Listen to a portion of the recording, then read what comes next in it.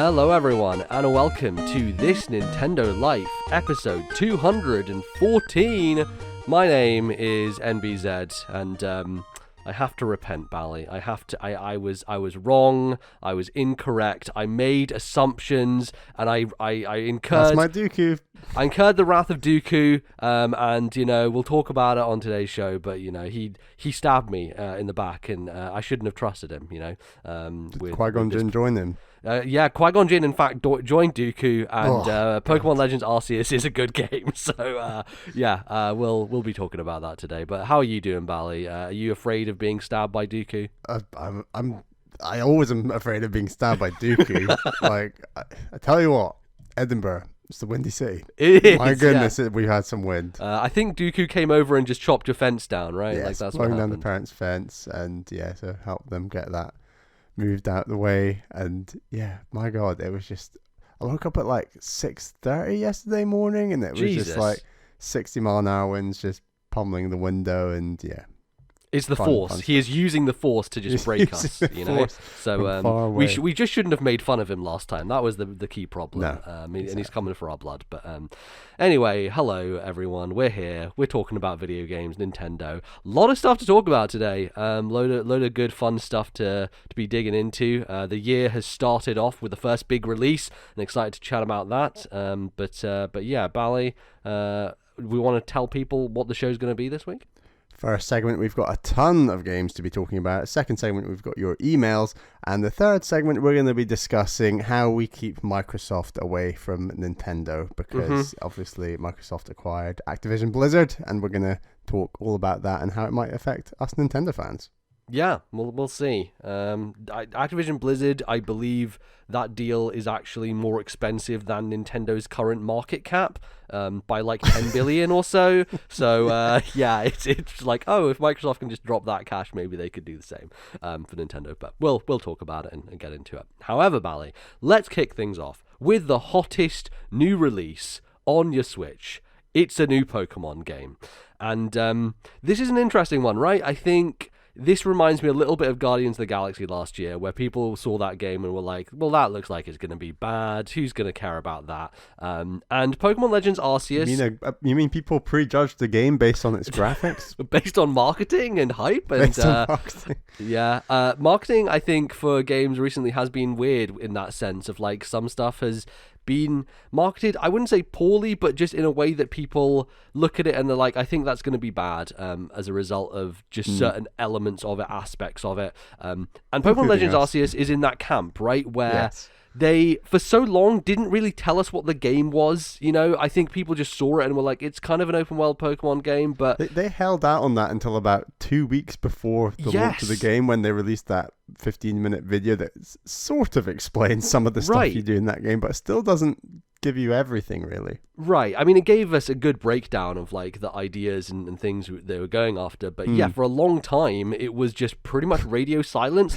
You would expect them to do a full-blown Pokemon Direct on something like this and get people excited about it. And I don't know if they didn't have confidence in it or something, but they just, it's been a weird one from the Pokemon Company when it comes to this. They don't want to outsell their mainline Pokemon franchise, because then they'd find out they'd have to make an open world game every single year, and they just want to avoid doing that.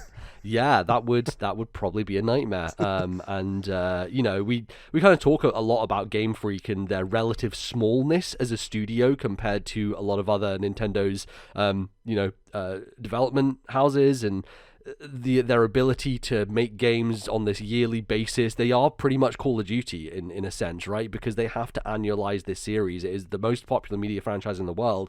And so you get diminishing returns on Pokemon games because there's just this enormous marketing monster that has to be fed, right? You can't make all this merch and toys and t-shirts and all that stuff and then delay a game. Pokemon games, if you'll notice, never get delayed, ever. It's never happened because all of this stuff is tied in together. You can't delay it. Wasn't Arceus delayed? It wasn't, no. Arceus was announced for this date and it came out on this date. That's how the machine works. You can't delay Pokemon because there are so many things. It is unusual for a Pokemon game to come out in January, though. That's why I think people thought it was delayed, because it didn't fit that sort of November, December slot. Right, and I guess the traditional slot, they gave it to the remake instead, Right. which is a more kind of traditional bankable thing, I guess, less unknown, which this game I think is, despite the fact that I think in a lot of ways this could be a template going forward, it's definitely more of an unknown for them as a company and as a game. So, yes, let's talk about it. Pokemon Legends Arceus.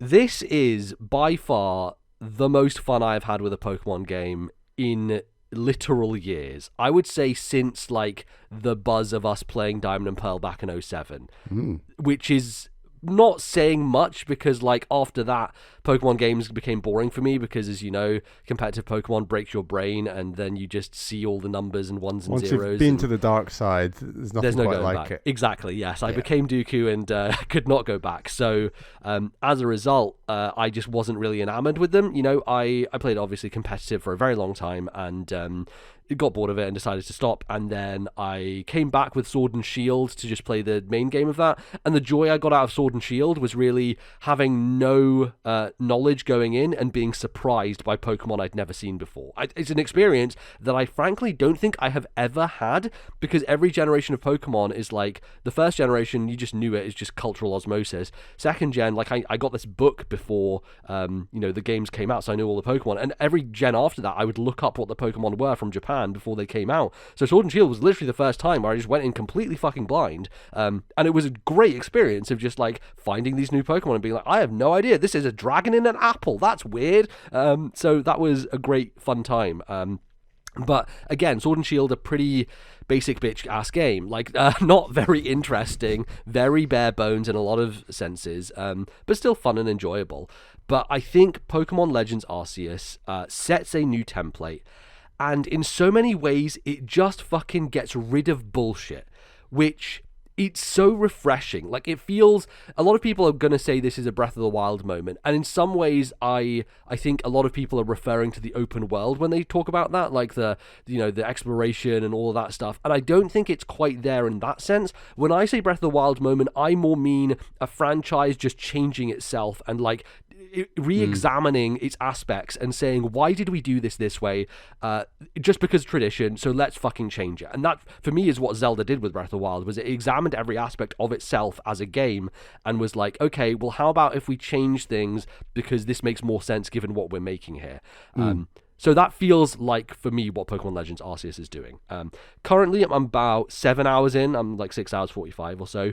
And I can't put it down. And I think part of the reason for that is the flow of the game when you're out in the world exploring and catching Pokemon and all this stuff. So there's no trainers, there's no gym leaders, there's very few towns. There are like some battles that you will have as part of the story. There's a rival who you'll fight against every now and again. There's sometimes... Okay, and that's just a standard 6v6 kind of traditional battle? Or? Not really. I mean, so we can get into the battle system in a second. Okay. But let me just talk about the open world stuff for a bit, because that's the kind of the loop that you get dragged into almost immediately. It probably takes about maybe an hour or so to get through the opening stuff and like teach you about the elements and those things. But the flow of the game really is you're in this space and you have a ton of Pokeballs, and you have stuff like grass that you can hide in. There's a dodge move, so you can just jump and dodge out the way. And the reason this is necessary is because if Pokemon see you and they become aggressive, they'll just start attacking you. And if you take too much damage, you will black out and you'll lose a bunch of items and go back to a base camp.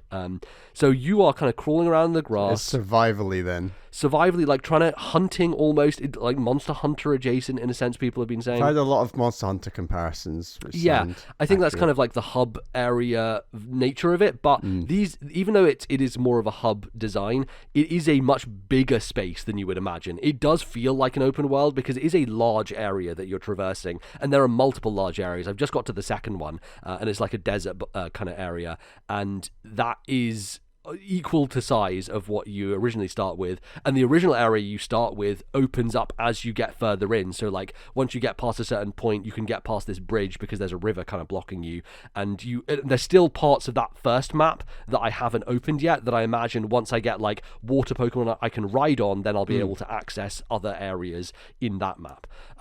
But the flow of it is really catching Pokemon and sometimes throwing Pokemon out there to battle for you, throwing your Pokemon out there to do tasks. So like there will be trees which have apricorns on them, and you'll remember apricorns from like Gold and Silver, where you use them, you take them to Kurt, and Kurt makes Pokeballs for you. In this game, you make your own Pokeballs by using apricorns. You get them from trees and you craft them in a crafting menu, and you can do that with great balls, with ultra balls, with all the types of balls you can get, feather balls. They give you a bunch of different ones, and you use different resources that you scavenge from the land in order to make these things. Stuff like potions and revives. I'm always in Pokemon games, I'm like, oh, I don't want to use a potion, I could just go back to the Pokemon Center, don't want to waste money on potions or on revives. However, because you can just craft them whenever you want and you just have endless resources to make them, it eliminates that problem of being like, oh, well, I'll just walk back to a place and fly there and heal, especially because the world is so big that you don't really want to go back to a base camp and then it takes ages to like run back to where you were again in the open space. Is the run speed good before you? I know I take it you've not unlocked like rideable. I have actually, I have. So I've got the first one, which is Wordeer, who is the evolution of Stantler, who is great, and you can like ride on him and jump and stuff like that and get over kind of mountain crags and those types of things. The base walking speed is fine, and you can click in the stick to. This is a Pokemon game where you can click in the stick to run, which is just a weird thing, taking from... And what are you actually doing? You're trying to battle these Pokemon or catch these Pokemon or both? And what is that building to? You're building a points system that essentially reaches the next area of the game. You are essentially creating the first Pokedex, right? You are building a Pokedex of... And it's the Sinnoh region, right? Well, yes. It's called Sinnoh in the Gen 4 games. At the moment, it's called Hisui. So its name has clearly changed over history. And one of the interesting things lore-wise is there's a character who's like, yes, the almighty Sinnoh, referring to Sinnoh as a Pokemon.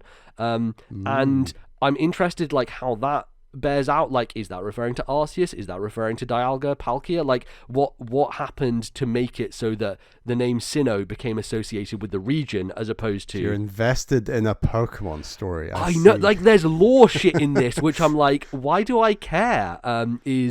Is like a feeling I've never had before. And to get back to what you were asking of like, what's the point of all this? Why are you going out and catching them?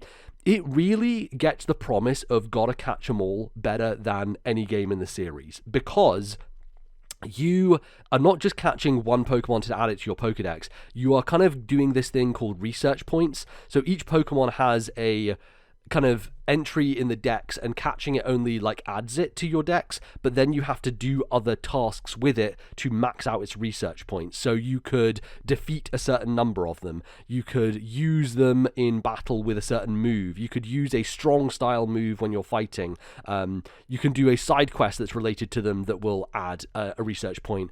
And you don't have to max out these, like there are multiple ways of doing the research. Once you hit 10 points, that's it. It's considered completed in your Pokedex, and you get a little ball next to it.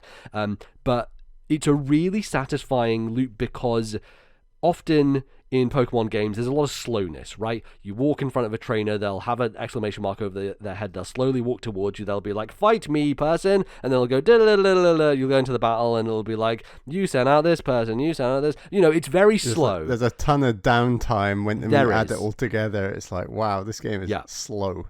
It's really plodding, and this game is so the opposite of that in such amazing ways, right? I could be like, okay, there's a Psyduck, all right, throw a Pokeball, I'll just run away, and like, I don't even need to sit there and wait to see if the Pokemon is caught. I can just keep running throughout another Pokemon who's fighting at the same time, and a notification will pop up on screen saying, you caught the Psyduck, well done, and it just goes into your bag. You throw out these Pokemon, and you run away from them, and they just warp back into the Pokeball automatically, when you throw them out to like hit apricorns on a tree, you can just do that in the distance, like, oh, there's a tree, okay, I'll throw one over there, and I'll just keep running. And I don't need to stop at all. I'll just keep running. Same when you get into fights, you just throw your Pokemon out, and instantly it just transitions into a battle. And during a battle, you as a trainer can just run around freely if you want to. It doesn't really do anything. Actually, a funny thing, I haven't tried yet, like, walking my trainer into the middle of a fight.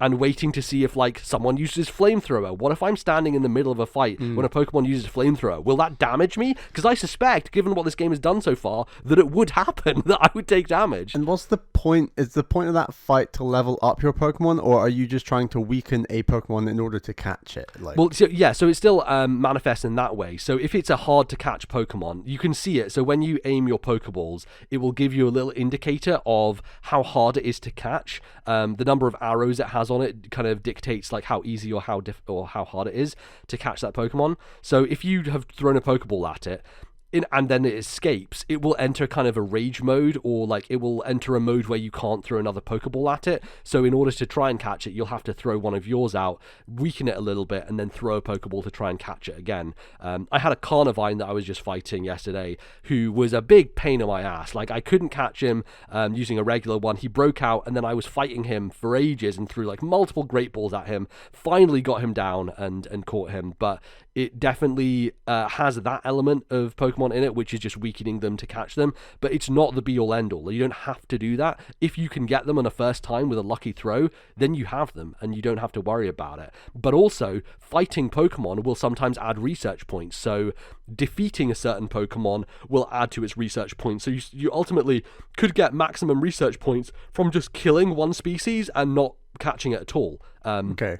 You know, so there's possibility there, and there's, just different ways to approach it. So it's just it's hard to kind of explain like why this works, but I think because everything is so fast and everything just is smooth, you just find yourself just keep wandering around this world and just doing things and picking off chores, and everything you're doing is contributing to this wider goal of filling out the Pokedex and ultimately like getting all the Pokemon.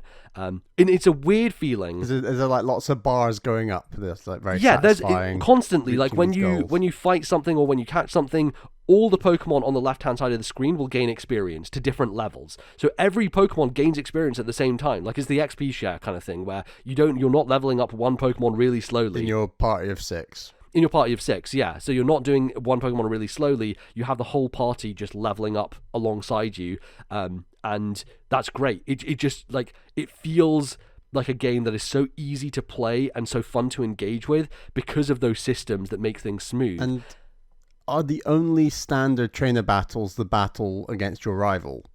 Well, there are some other ones, but yeah, pretty much like you have those, and then sometimes it's mainly for story reasons. Like when you're doing the main path of the story, there's a big kind of like it's like a guardian Pokemon that you'll have seen in the trailers. It's called Cleavor. It's like an evolution of Scyther, I believe. It's this big golden thing, and you do kind of an action sequence against it where you're like literally throwing shit at it and dodging out the way, like it's a Souls game or some shit. Obviously nowhere close to that level, but it is that idea of it's an action fight where you're actually like dodge rolling around and throwing things at its face, and before that sequence you have to fight this person who's like in charge of the Cleavor, and so he'll be like, can you beat my Goomy? And he just throws out one Goomy and you kill it, and like, that's the fight. So it's stuff like that where it's just like story fights that are part of the narrative and what you're going towards, but it's not, you will not find random people out in the open world who will challenge you. That's not going to happen. And does that work for this game, or is part of you thinking, I like what this game is doing, I like how fresh it is, but I'd love to see this open world plan that they've got for this game applied to a more traditional trainer gym format, or can you not really see that working? I personally like it a lot because battling for me in Pokemon games is kind of pointless because I know everything, it's just not interesting in traditional games for me anymore, mainly because the AI is not very good and they just don't have ways of understanding. The good thing about this is like it makes it more accessible to people with moves and stuff. It will show you like what is super effective and what is not very effective and stuff like that, so that helps a lot of people just jumping into this for the first time. But no, I think they can apply this to a mainline game. If you look at the wild area from Sword and Shield, that's basically like a prototype. It's kind of like what Link Between Worlds was to Breath of the Wild, of like, feels like a prototype for what Legends Arceus was going to be, where they had this open space, but ultimately it was still, you run into a traditional battle and you just fight the Pokemon there and then, and it doesn't do like the nice transition. Like this is like Chrono Trigger, right, where you're just out on the field and it just transitions straight into a fight. It feels much more like a traditional RPG in a lot of ways, and just because you can do crafting and stuff like that and leveling up Pokemon in a seamless way. There's also just any move that you get, you can just change out whenever. You don't need to like delete moves for TMs and stuff like that. There's a move tutor you can go to at the very beginning and just pay her money and be like, oh, my Shinx needs Fire Fang now, so can I just buy it for $500 or whatever? And it's like, yeah, you can just do that. And so that's instead of TMs, you're saying? Yeah, well, it's basically the move tutor. Right. But the idea being that usually in a Pokemon game, you have 4 moves and they are set. And then if you delete one, you can't get it back easily, or you'd have to go through some hoop to get it back.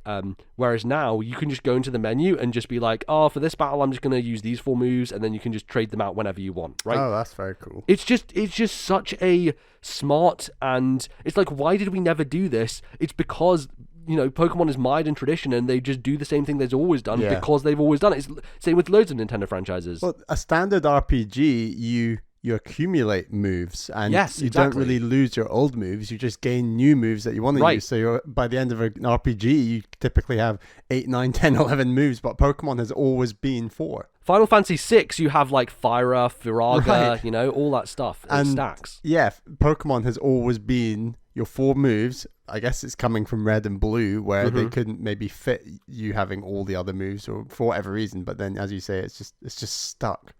Yeah, exactly. Yeah. And you still have 4 moves here, but you can just swap them out whenever you want to, and it's not a big issue. So yeah, it makes it a lot easier. I take it you picked Oshawott? So here's the interesting thing. Oh my god! Here's the fucking thing. Is this the moment? Pokemon has decided to be different. Pokemon is going in a radical new direction, and I thought because the Pokemon series has decided, you picked my boy. No, because Pokemon has to go in a different direction. I also decided, fuck it, I'm not sticking to tradition either.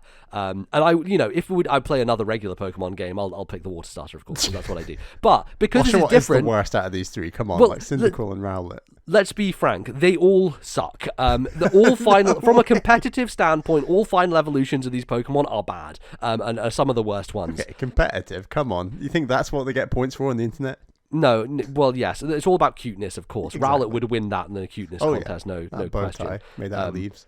But I went with Cyndaquil, and that's because Scarf Typhlosion Eruption, man. You know, he's pretty good. You know, he does UU. Cyndaquil is the internet's favorite at the moment, judging by Twitter. So. And I'm a Gen 2 boy. You know, like that's kind of what I grew up with, and I love that those games. So I chose Cyndaquil, and I was like, you know, I'm gonna go with it and see how it goes, and it's been great so far. But what I'll say is like, it doesn't really matter that much. I'm switching my team up more than I have in any other Pokemon game, because you want to complete the research points, and to do that sometimes, you'll have to do tasks related to that Pokemon, such as Buneary. So I've got a Buneary in my party now. I don't really intend to use it that much, but I want to use the move Baby Doll Eyes multiple times, because if I do that, then it will rank up my points in order to research that Pokemon fully. So I'm often throwing that thing out there just to use Baby Doll Eyes on a Pokemon and then run away again, because that move doesn't do any damage, it just like lowers stats. And I'm like, all right, I'm just going to throw you out, do a move, and then run away. And it helps to just get research points going. So you have, because you are always working towards these tiny little goals the whole time, there's always something to be focused on, right? There's always another thing to do. And this means side quests as well. The game feels like almost like a Yakuza game in terms of the number of side quests it gives you. It gives you like, I've done probably 25 side quests so far, and they're all like small little things. Sometimes they're very simple. It's like, hey, I want to see a Shinx. But the really nice way that they contextualize this is in the town, these people will be like interested in certain aspects. So the guy who wants to see a Shinx is like, I've never seen their ears before. I want to see them up close. And so you show him the Shinx, and he's like, oh, they're so rounded and stuff. And like they start talking about the etymology and like the not etymology, that's the basis of words, but like the biology of these creatures and like what makes them tick. And there's a woman who's like, I've never seen Zubat's eyes. Can you bring me one? And then you bring her a Zubat, and she's like, wait, it has no eyes? How does it see? And then it's like, well, Zubat, you said like a bat, uses sound to see stuff and stuff like that. And she needs someone to help her in the dark at night when she's doing her patrol. And so you're like, oh, we'll take this Zubat, it will help you when you do your patrol at night. And it's this really nice way of tying in like the actual parts of Pokemon that you always only ever see in text when you catch them into an actual world. You know, it feels like they're grounded in a space where they will actually have an effect, and like people will work with them to achieve certain tasks. You know how in Diamond and Pearl, Drifloon has this text about how it steals children? Mm-hmm. There's a side quest in this game about how it's stealing children from the village, and you have to go to the beach and like there's a Drifloon in the evening. I think something's going on with it, and you have to go and find the Drifloon and what's going on with these kids. And it's such a cool concept of taking this stuff that we know about Pokemon because of like little text flavor stuff in games that has never ever been applied in an interesting way before. And now they're finally doing that. They're finally kind of grounding them in a world where you could believably live with Pokemon and see them act in a natural environment. And that is fucking cool. Like, I really have enjoyed doing the side quests because of those little bits of flavor that it adds into the world. And they all build up for like the main quest points and stuff, right? Or you get like stuff like rare candies and items. You get a lot of items for doing those side quests. What I will say, I think the inventory system is a little rough at the moment because there are so many goddamn little bits and pieces you can pick up in this world, and you instantly get filled up in your inventory. And there's a dude in the main HQ who you can go to and you can pay money to expand your inventory, but he only gives you one extra inventory slot every time, and every time been an issue in Pokemon since the dawn of time, hasn't well, it? yeah, it was much worse back in the day, I think. It was.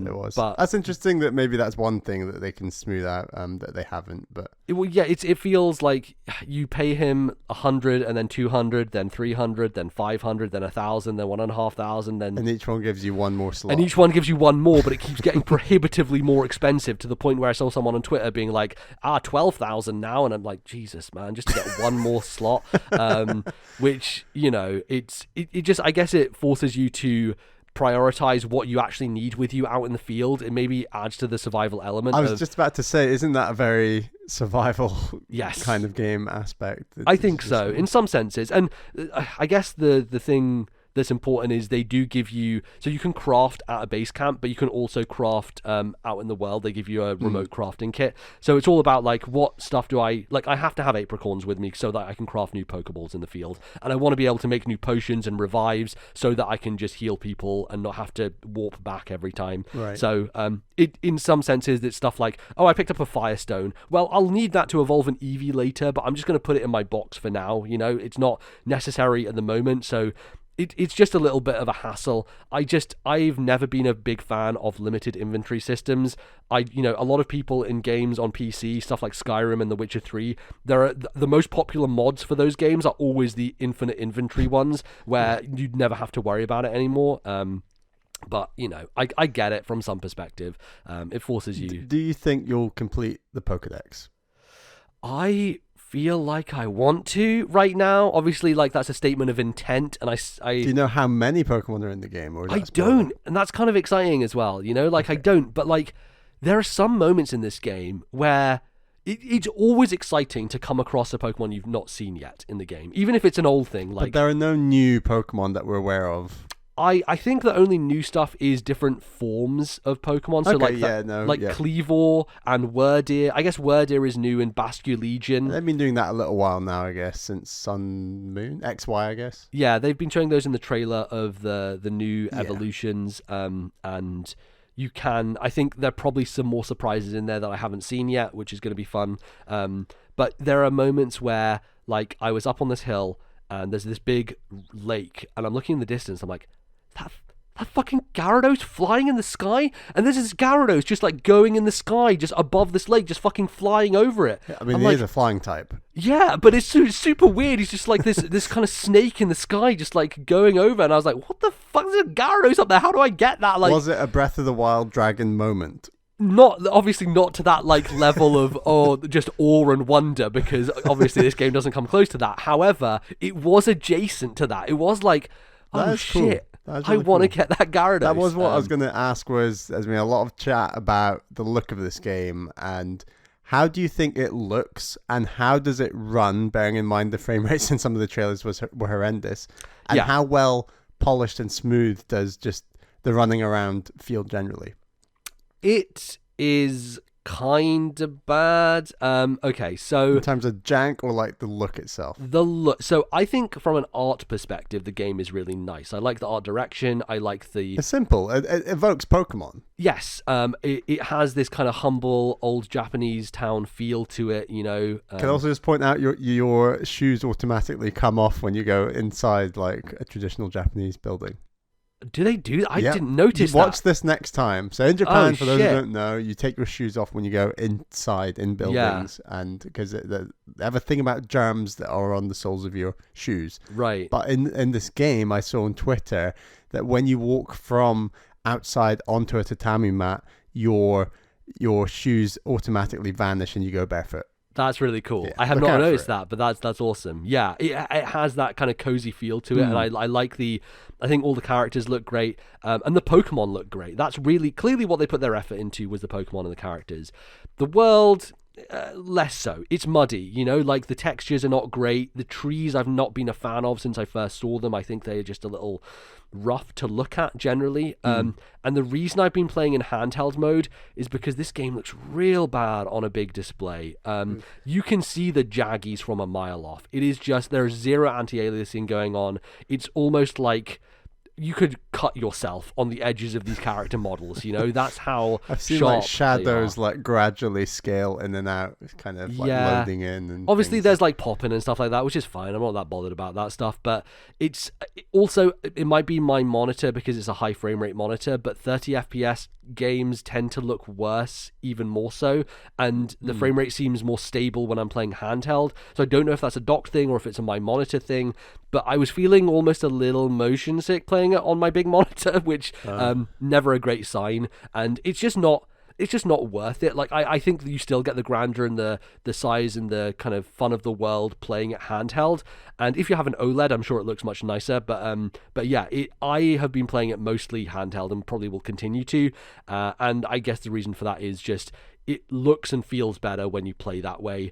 It just has a lot of rough edges. And it feels like this is a good first step in terms of this style of game. Just it feels like the core loop they nailed, right? So that's the most important thing.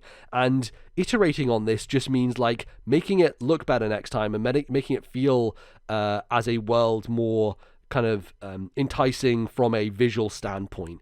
It still has wonder to it in terms of, you know, going to places and finding different things, but there's not a lot of, at least so far, there's not a lot of like hidden caverns or like secret places with hidden Pokemon in them. It doesn't have that kind of Korok Seed like mini puzzle everywhere Breath of the Wild thing that game was going for. But it's doing a slightly different thing, so I'm not sure if I'm really going to criticize it for that necessarily. But yeah. Do they have the ability to make a nicer looking game at a later date? Like, do we have faith that Game Freak A can do it and B will be given the time and budget to do that?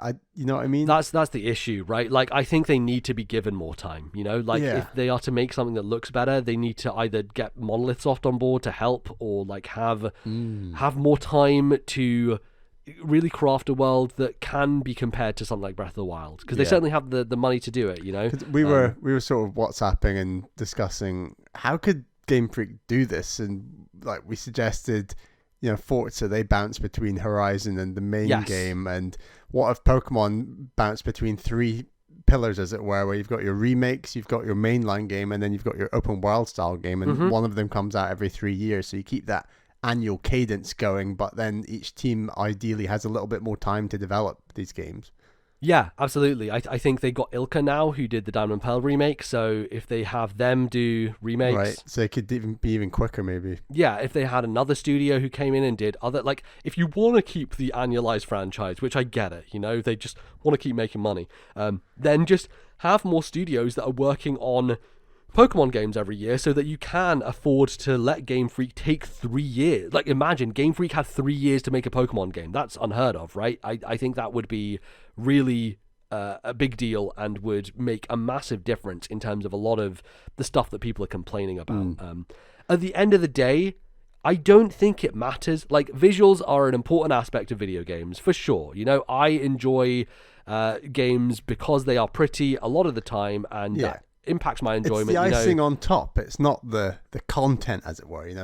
Good-looking games are largely like a bonus rather than the reason a game is good or bad. 100%, yeah. And at the end of the day, this game fundamentally, it really took a look at Pokemon and was like, look, what works, what doesn't, how can we just make this a smoother, more streamlined experience for people? And they made all the right decisions, that there are tutorials in this game that you can just ignore for a long time, and you can just go off on your own, right? At the start, your rival is like, follow me, I'll teach you about these things. And I ignored her. I went off into the world and caught a bunch of things and got, attacked by a bunch of powerful Pokemon, and, Pokemon died and all this stuff. And I came back to her and she's like, ooh, you see that Weasel over there? He can get angry sometimes. I'm like, motherfucker, I have like 6 Weasel I caught already, I already did that shit. So you can kind of, you can still do the tutorial and it's there for people who need it. But even stuff like, so in the battle system, one of the big changes they've made is there is now like a turn order thing. So like in some games, some RPGs, like Octopath Traveler, right? You have the bar which shows the enemy's turn is coming up, then and depending on your speed of your character, that's how, you'll be in the order. It has that bar now for Pokemon, and depending on what type of moves you use, you will sometimes be able to do 2 moves in a row against them. Sometimes if you do... Can you imagine if they brought that bar into the mainline games? Right, like I wonder if that will be the case, because that's more of a kind of core change to the battle system, and I wonder how that would go over with traditional like competitive stuff. So I'm not sure if they would do that, but the strong and agile style, so a strong style move uses more PP and does a bigger hit, and an agile style also uses more PP but does like you can do more hits, basically. Right. You can do 2 or 3 attacks in a row. That is quite a change. Yeah, which totally switches things up, and it makes it so that there's a risk reward to it of like, ooh, I think I can take him out with a strong move, but if I go for it, I'll be left open. It's kind of like Bravely Default, right? If you brave a bunch of times, then you're left open to be attacked by the enemy, and you'll take way more damage as a result. So that's a kind of significant change, and I learned about that stuff before the game tutorialized me about it, like hours before, because I had access to the moves to use it, and the game didn't say anything. It was like, oh, I can just change these moves and do this stuff, and then later when you're doing a practice battle, some woman's like, oh, anyway, you can do strong and agile, and this is what they mean, and it pops up text boxes to tell you, and I just kind of button through them because I'm like, oh, well, yeah, I know, because I've been using it for like an hour or so already, and that's a really nice thing the game allows you to do, is to just kind of bypass some of those things if you're the kind of player who knows what you're doing and you're like, I don't need to worry about being led by the nose all the time. The game won't worry about it, and they'll still give you the information, but it's much more approachable from that aspect as someone who knows Pokemon very well and doesn't need to be annoyed by aspects. And final question from me: should I pick up this game, and do you think I'd have a good time? I think you would enjoy it. Yes, it kind of depends. Like, what are you coming to Pokemon for these days, right? And how much do you enjoy the mainline games? And I know you played Gen 7, Sun. right? Sun, and it seemed like you didn't have a great time with Sun. It seemed like it was by the numbers, and I had a fine time. I wouldn't say it was anything special, but again, a large part of that I think was that the formula was very static and predictable, and it really excites me what you've said about this game, that it does mix it up so much. And sure, it doesn't look great, and I've said that doesn't particularly bother me, but it's just that fundamental, if the beat to beat is fun, and I'm enjoying seeing all these Pokemon, many of which I will have seen before in games hopefully and stuff like that, then I do like the Pokemon world. Like, I really enjoyed Pokemon Snap last year, and it's just kind of this game looks really good. Like, it's rare that I would play a game that is reviewed for like 85 on OpenCritic, for example, and not have a good time. Like, that hasn't really happened to me that I can remember. So for sure, I don't know. As someone who I know likes open world games and is a fan of like exploring stuff and just getting lost in a place, I think you would definitely really like this game. Cool.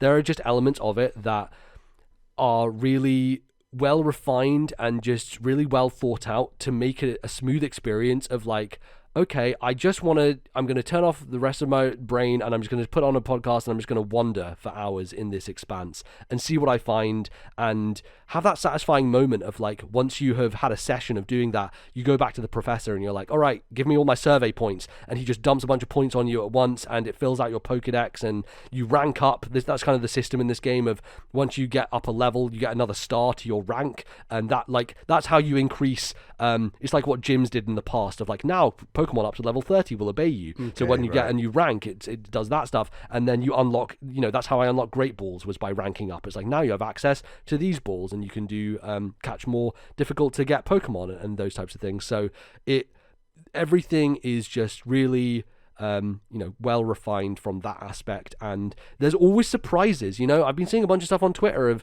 this fucking Snorlax rolling up on people and just hyper beaming the shit out of them, and they're just like I saw dead. Someone get completely blasted. It's amazing, it's a Xenoblade vibe from the perspective of just going out in the field and there's a giant fucking ape who's 60 levels higher than you and will just curb stomp you, but you can try and fight it if you want and you'll probably die, but who knows, right? I fought a massive Parasect that was level 30 and my team was average about level 15, so I was like pretty low down, but I managed to get him low enough and get a lucky enough ball throw that I caught him, and so I was rolling around with this level 30 Parasect. And were you trying to catch him or were you trying to just defeat him? I was trying to catch him. I was like, I think I can get this dude, and he's level 30, and I have, I have the means to put him to sleep or paralyze or whatever. So I'm going to do that and get him low, and I got the catch, and it happened. And so here I am with a level 30 Pokemon, and the rest of my team is like half that ability and power, and that was fun because then I could just like roll up into fights and just destroy everything with Parasect, even though Parasect as a Pokemon, it's not one that I probably traditionally choose to use, but it was big and scary, and I wanted to get him out there, so I did. And there are moments like multiple Pokemon will attack you at once in the field. So I threw like a Pokemon out to attack a Geodude, and his mate just came around the corner and started attacking me as well. And they will both like assault you at the same time, which is natural because they're just out in the field, and of course they're going to come over and fight if you're in the midst of a battle against their friends. It's cool stuff like that the game keeps showing its hand with, and I feel like there's going to be even more, right? I'm only like 7 hours in, I'm just in the second area, so I feel like there's going to be even more stuff. There's like mini games where you're riding Wordia through a bunch of Drifloon balloons, and it's like a mini challenge of like, hit all the balloons, and then you do that later again with this guy by throwing balls at balloons, and it's like a Zelda mini game almost. They have those like different gameplay elements that they're throwing in there to spice things up, which is a lot more than I expected from the game, and is constantly delighting me and surprising me, and just it's all I want to play at the moment, which is always a good sign. When I wake up in the morning and I'm going for my 40 minutes in the toilet, if I take my Switch with me and want to play a game, that is a sign that something has got me very, very hard. So I think this is a big deal, and it has a lot of flaws in terms of its visuals. That is by far the thing that is its weakest element, but if you can get past it, which I think is not too hard a barrier, especially seeing there's there are some rough looking games on Switch already, you can have a great time with this thing. And I'm sure a lot of people who are listening to this podcast have already picked it up and are playing it, because it seems like people are enjoying it quite a bit, at least from what I can see. I might have to get to it later this year. Yeah, it's great. It's a fun time. I'm really loving it. So that is Pokemon Legends Arceus. Bally, you finished Mario plus Rabbids Kingdom Battle. Rabbids. Tell me about it. I really enjoyed the second half, or last 3 quarters, I guess, of this game, and I'm just a really big fan of like the fact that the game sticks to having 3 units throughout the whole game. It's one of those things that no matter how overwhelming the level is with number of enemies they throw at you, you can only do what those 3 units can do. And I think that just simplifies the formula in a way, a bit like an Into the Breach or something, like it means that no matter how difficult and complicated they make the game, you can only control these 3 units, and your number of options are fairly limited. Well, they're not limited, but then they don't go to crazy numbers like we've said before, where the final levels of Advanced Wars and Fire Emblem have loads of units on the map facing loads of other enemy units, and it can get a bit stodgy, a bit tricky. It forces you to really take every move and think, what is the most optimal way I can do this, right? Yeah. How do I get into a position where this person can slide through 4 enemies, then jump on their friend and crash down on some more enemies, right? It's optimizing as much damage as you can within a single turn, given like who moves first and who moves next and all that, like number of or order in which you do stuff is really important. Yeah, and there's some really crafty things you can do. For example, I was obviously really into Mario and Luigi's Overwatch ability, and one thing to trigger that ability is having the push ability. Like, so every gun you get can have like a secondary ability, so it can either be push. It's like a status effect. Yeah, basically. like a status effect. So you got like honey that stops them moving, ink that stops them shooting. I like to push because it basically pushed them back off the map. Yeah, and they take extra damage when they go off the map. And they take extra damage when they go off the map. But if a character is in Overwatch and the other character pushes them, that push triggers their Overwatch, so you can actually trigger Overwatch even on your turn rather than waiting for the enemy turn, which is also very satisfying. So. I will say I ended up crutching a lot on Mario and Luigi with the Overwatch ability, and then my healer was Rabid Peach, and I used a ton of like the little mini tanks, like the little drones that come out of Rabid Peach has it as well as Luigi. And what's so great about those drone things is that they work through shields. Like, it doesn't matter the angle at which you take on an enemy that might have a shield, it'll still do like by the end of the game, like 200 to 300 damage, like just going through the shield. So the other thing that's nice about those is they can draw enemy Overwatch fire as well. And they also like draw enemy attention. So if you want to not be hit, you can kind of use them as a dummy or a decoy, so that the enemy will fire at them instead of firing at you. Yeah, and you get you're it only takes one full turn for them to recharge, so you can use it every other turn, which is actually really nice. Yeah, I think you have to go into the skill tree to upgrade that, right, to make it to reduce the time. Because I was doing that in the DLC, so I finished the DLC for Mario Plus Rabbids while you were playing this, because I thought we'd talk about it at the same time, and that stuff I'd totally forgotten, and I'd completely forgotten about upgrading weapons as well. So I was like doing not much damage. I was like, this is really hard, this DLC. And then I realized I hadn't been upgrading any of my weapons or my skill tree, and so I went into it, and all of a sudden I was like, oh shit, okay, I'm curb stomping everybody now. So so I did definitely crutch on those three characters, and that is one of the downsides of the game, I think, is that I love the skill tree. I absolutely love, and I love the rate at which you get new skill points to invest in these different skills. So I kept investing in those three characters, Mario, Luigi, Peach, and the skills are equal between your 8 characters you eventually get. Like, investing massively in one character doesn't limit the pot that you have access for another character. They're all separate pots, as it were. Yeah. However, when you're upgrading weapons, you're upgrading them from a single pot of your money. And I personally didn't like that, because it meant that when I was near the end game and the price of weapons by this point is really high, if I suddenly was like, right, I'd like to actually use Rabbid Yoshi, and in order to use Rabbid Yoshi, I need to get him the relevant high level gun in order to use on the level, because otherwise he'll just get stomped because he'll be low level in terms of power. So you would have to then pay, I don't know, 2,500 coins. And sure, I mean, I was getting a ton of coins in the game, but I wasn't getting enough coins where I could just get the next weapon for every character. And I didn't like that was making me crutch more on the 3 characters I did like. It wasn't a huge issue, because I think I wanted to use those 3 anyway, but I would have liked for the game to either remove that money altogether and allow me to, switch characters more easily, or give me much more money where it didn't become so much of an issue, because I was having to cherry pick slightly. Right, who's my substitute? My substitute was normally Peach, and then my substitute Rabbid was normally Rabbid Luigi, and I felt like by the end of the game, Yoshi and Rabbid Yoshi felt a bit out of touch because I didn't have enough money to upgrade their weapons, as it were. Like just a bit more ability to do that. But it's an interesting problem, I think, because if you had enough money, then there wouldn't be interesting choices to make about who you would be upgrading and stuff like that in terms of weapons. But I agree. Yeah, but I feel like the game is wanting you to mix up your team more, and it made me not want to. There'll be some other way to help it, perhaps. I don't know. Yeah, I think maybe it adds a bit of the challenge of like, well, I can use this character, but I can only get one of their weapons upgraded, and so I'm going to choose that one. Yeah, and that is definitely what I ended up doing, especially with Peach, because I was really using like her.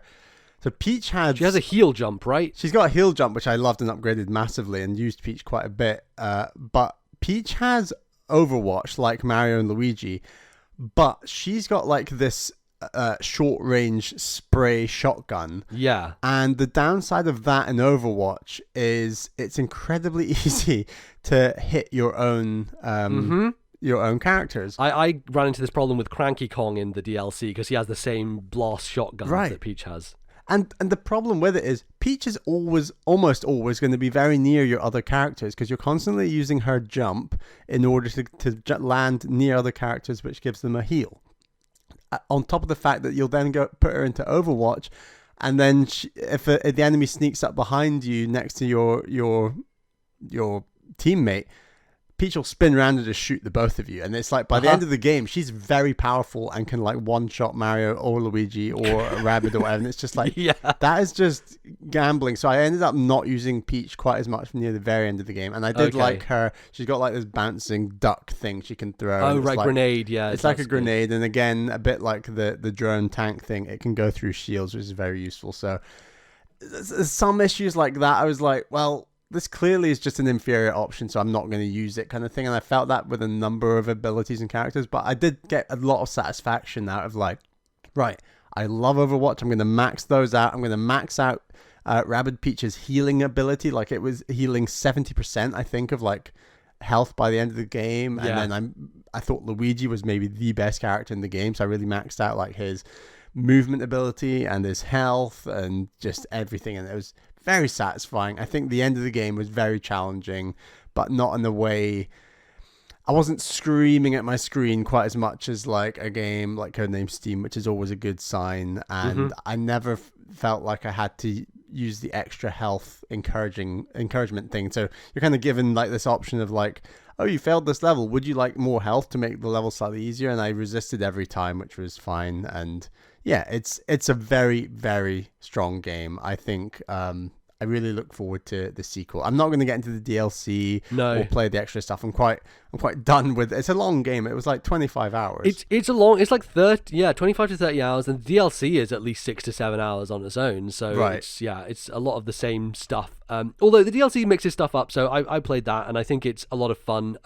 The main difference, I would say, is Donkey Kong, who is a really interesting character because you get these DK pads, basically, where he can jump on them, and then he'll just swing across some invisible dandelions and land like really far over on the other side of the map. So his maneuverability is massive because he can just go from pad to pad and just basically circle the entire map while also being able to pick stuff up and throw them. So usually characters in this game, when you go into enemies, you will dash through them, which is why I loved using Rabbid Peach, because she gets like 4 dashes and she can like hit a bunch of enemies at the same time and does like massive damage to them. I think by the end of the game she does like 70 or 80 damage per time she runs into an enemy. So that does like a good chunk when you're really fighting a lot of kind of clustered enemies at once. But Donkey Kong is different in that if you run into an enemy with him, he'll pick them up, roll them into a ball, and then has them as a projectile to use. So you can then throw the enemy and you can land them on the head of another enemy. And so what I would often do is grab an enemy, throw them at another enemy's head who was near the edge of the map, so that they would bounce off the enemy's head, do damage to them, and then bounce off the map as well, taking even more damage in the process, which was just a really fun thing to mess around with, as well as he has the ability to throw his own teammates, and they don't take damage, right? So you can pick up Rabbid Peach and throw her over somewhere else before she has moved, so she still has her movement abilities, and then she can go and dash through a bunch of people, hide behind a corner, do her own thing. And so that was really fun to engage with. It really changed up the strategy in terms of, you know, what you were doing. Like Donkey Kong became like this utility character for like helping the rest of the team, and like getting around the place and just throwing people places. And he can also grab the environment. So blocks that you're hiding behind, he can pick those up and throw those at enemies. Wow. Which is really fun. So like the fire blocks, he can grab that, throw it at an enemy, and it will set them on fire. Like it's a really cool addition to the game that made things, it just made you think a little bit differently about how to approach situations. The other character is Rabbid Cranky, which is, I don't think actual Cranky Kong is in Mario Plus Rabbids ever, but there is Rabbid Cranky, and he basically, you know how in the main game you're going around the overworld with the little Roomba in front of you, and you're basically controlling the Roomba. Rabbid Cranky at the beginning of this jumps on top of the Roomba and turns him into a wheel, and then rides him like a little unicycle. So you're riding as Rabbid cranky on this unicycle Roomba around the world, which is really funny. And his ability is Grump Jump, which is like, I don't know if any of the characters in the main game have this, but you know how when Peach lands and does her heal, it blasts out? Yeah. He lands with a blast of his shotgun, and it freezes enemies. I think Yoshi can do that. They do like a ground pound that hurts enemies, but right. So he can jump off of your teammates and then land in a big area and blast a huge amount of damage while freezing everybody, and that was really helpful. So some really cool designed enemies in there, some different ones that they throw in. Every kind of map seems like it's adding something new. So it seems like they still had a lot of ideas. Even after the base game, they had more ideas for different enemies really that will do different stuff to you. Like these big guys with massive shields who are hard to get around. You have to flank them in order to do damage to them, stuff like that. Like guys who have like much more difficult to deal with shields that they basically like circles around. I think that might be in the main game. It's like a blue shield around them, and any hit you do to them will be negated first time, so you don't do any damage to them, which is a tricky thing as well. And I'd say the worst part is like some of the overworld puzzles. There's one mandatory overworld puzzle, which is this massive like aqueduct thing that you have to try and get these 6 like paths of water to pool into an area to lift a bridge. Some of the overworld puzzles were a bit kind of I'm enjoying this, but I would rather this was optional, and I'm here to do some turn-based combat. Like I don't really want to. Some of them are okay. Thankfully, most of the overworld stuff is optional, and at least in the DLC, it's optional. You can go and get like artwork, and I skipped past most of it because I wasn't overly. I was getting enough gun upgrades that I didn't feel like I needed to do all these things. All the stuff that you get for doing that is basically just artwork and things of that nature. So for me, it was I was doing it more because I enjoyed doing the puzzles. But yeah, there are some that are just like annoying and just not really that fun to engage with. A lot of them are block pushing based, and it's kind of like Pound Shop Zelda. It's not. It doesn't have the same kind of level of intricate design to it, and they're fine, but nothing to be that interested in. Yeah. I do think that the game just generally, the amount of charm it oozes, and it is just such a well-polished game. There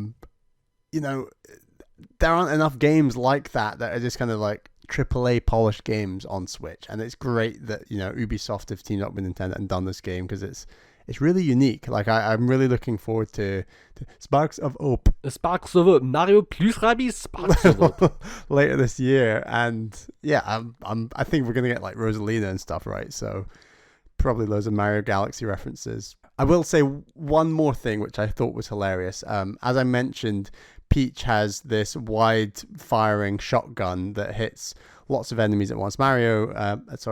Rabid Mario has the same gun. There's also enemies in the game that have this same gun. And without spoiling the final boss, I'll say that I was just about to take out the final boss and defeat the game. And I was standing next to the final boss when one of the final boss's minions, who also had one of these spray shotguns, comes up and shot the final boss dead, and the game ended. So I didn't actually defeat the game myself. Oh, that's great. This enemy with a wide-ranging shotgun shot to the final boss dead. So that was Bally, you could take credit of you deliberately placed your character there so that the enemy would shoot, because I thought my character was about to die and like things were unraveling. I'm like, crap, this is, and then I was like, oh, of course they're gonna take damage as well. So I got a video of that I might tweet later. But that was absolutely hilarious. That's really funny. The game is great, and I'm glad you played it because I think it's one of those that in the deluge of 2017 could get lost on a lot of people. But hopefully this new game gets a lot more buzz around it and people enjoy it. I hope it's good. So we'll see. There's another game, Bally, that will likely come to Switch later this year from one of our favorite studios, Drinkbox, of course, makers of Guacamelee and Severed, Mutant Blobs Attack, many great games in their catalogue. Nobody Saves the World, currently an Xbox exclusive and on PC as well, but very much going to be a Switch game at some point, like Death's Door was last year, I imagine. End of the year, I'd be confident it'll be on Switch. For sure. So, what is this game, Bally? Seems weird. Yeah, it's a dungeon crawling action RPG where the core mechanic is basically leveling up different characters in order to unlock more characters, and your main character, who is called Nobody, which is very confusing, can literally morph between I think it's like 15 characters total in the game. It's a lot of different ones. You can morph between them, and the cool thing is that every single time you use a move, you are essentially leveling up a quest. So you're given like tons of quests, and they're broken down into really specific small things. So for example, one of the first characters you get is a rat, and it's like, use your, I can't remember the name of it, like Nash ability or something, like use it 20 times in order to, you know, complete this quest. So then you do it 20 times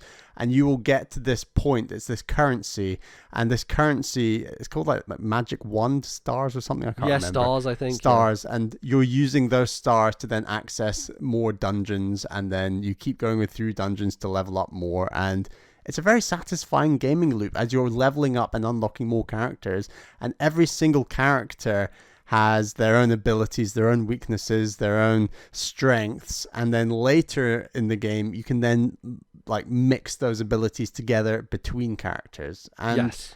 I think it's a pretty strong formula. So far, every time I've been like, okay, the game's getting a little bit samey, I normally will end up unlocking a character and then starting on their kind of path, skill tree as it were, unlocking more moves, and all of a sudden I'm like hooked into the game again. I'm like, okay, this is cool. I'm now back in, and I'm now a magician using all these cool new moves that I've never seen before, and crossing those abilities. And you later gain the ability to cross.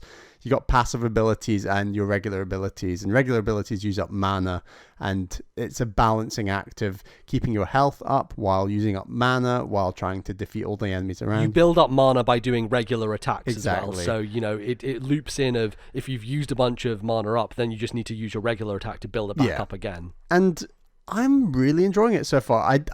There's something about it that's not making it, I'm not in love with the game, and I've had periods where I've been like, this is actually really good, but then, you know, I think the crossing up of abilities and mixing that with the passive abilities and just kind of crafting together characters that you think work really well is very satisfying. And then you'll almost level up that character, and you'll get to a point where it's not efficient to stick with that character. So someone like me or it's not as fun, or it's just like, okay, now I have to do 50 dark moves with the knight, but the knight doesn't have a dark move ability, so I'll give him this one move from the rat, and that recharges really slowly. So like getting 50 kills with a dark move with this guy is just going to be really long and boring. Whereas you could just swap to a new character you've never used before, and those first few stars to gain, as it were, are much quicker to get. So and you might then unlock a dark ability that is faster for upgrading the knight at some point, you know. So and someone like me who's incredibly vanilla when it comes to like variety and things like this in games, so I'm like, right, I've got my archer, I'm gonna turtle, and I'm gonna do this, and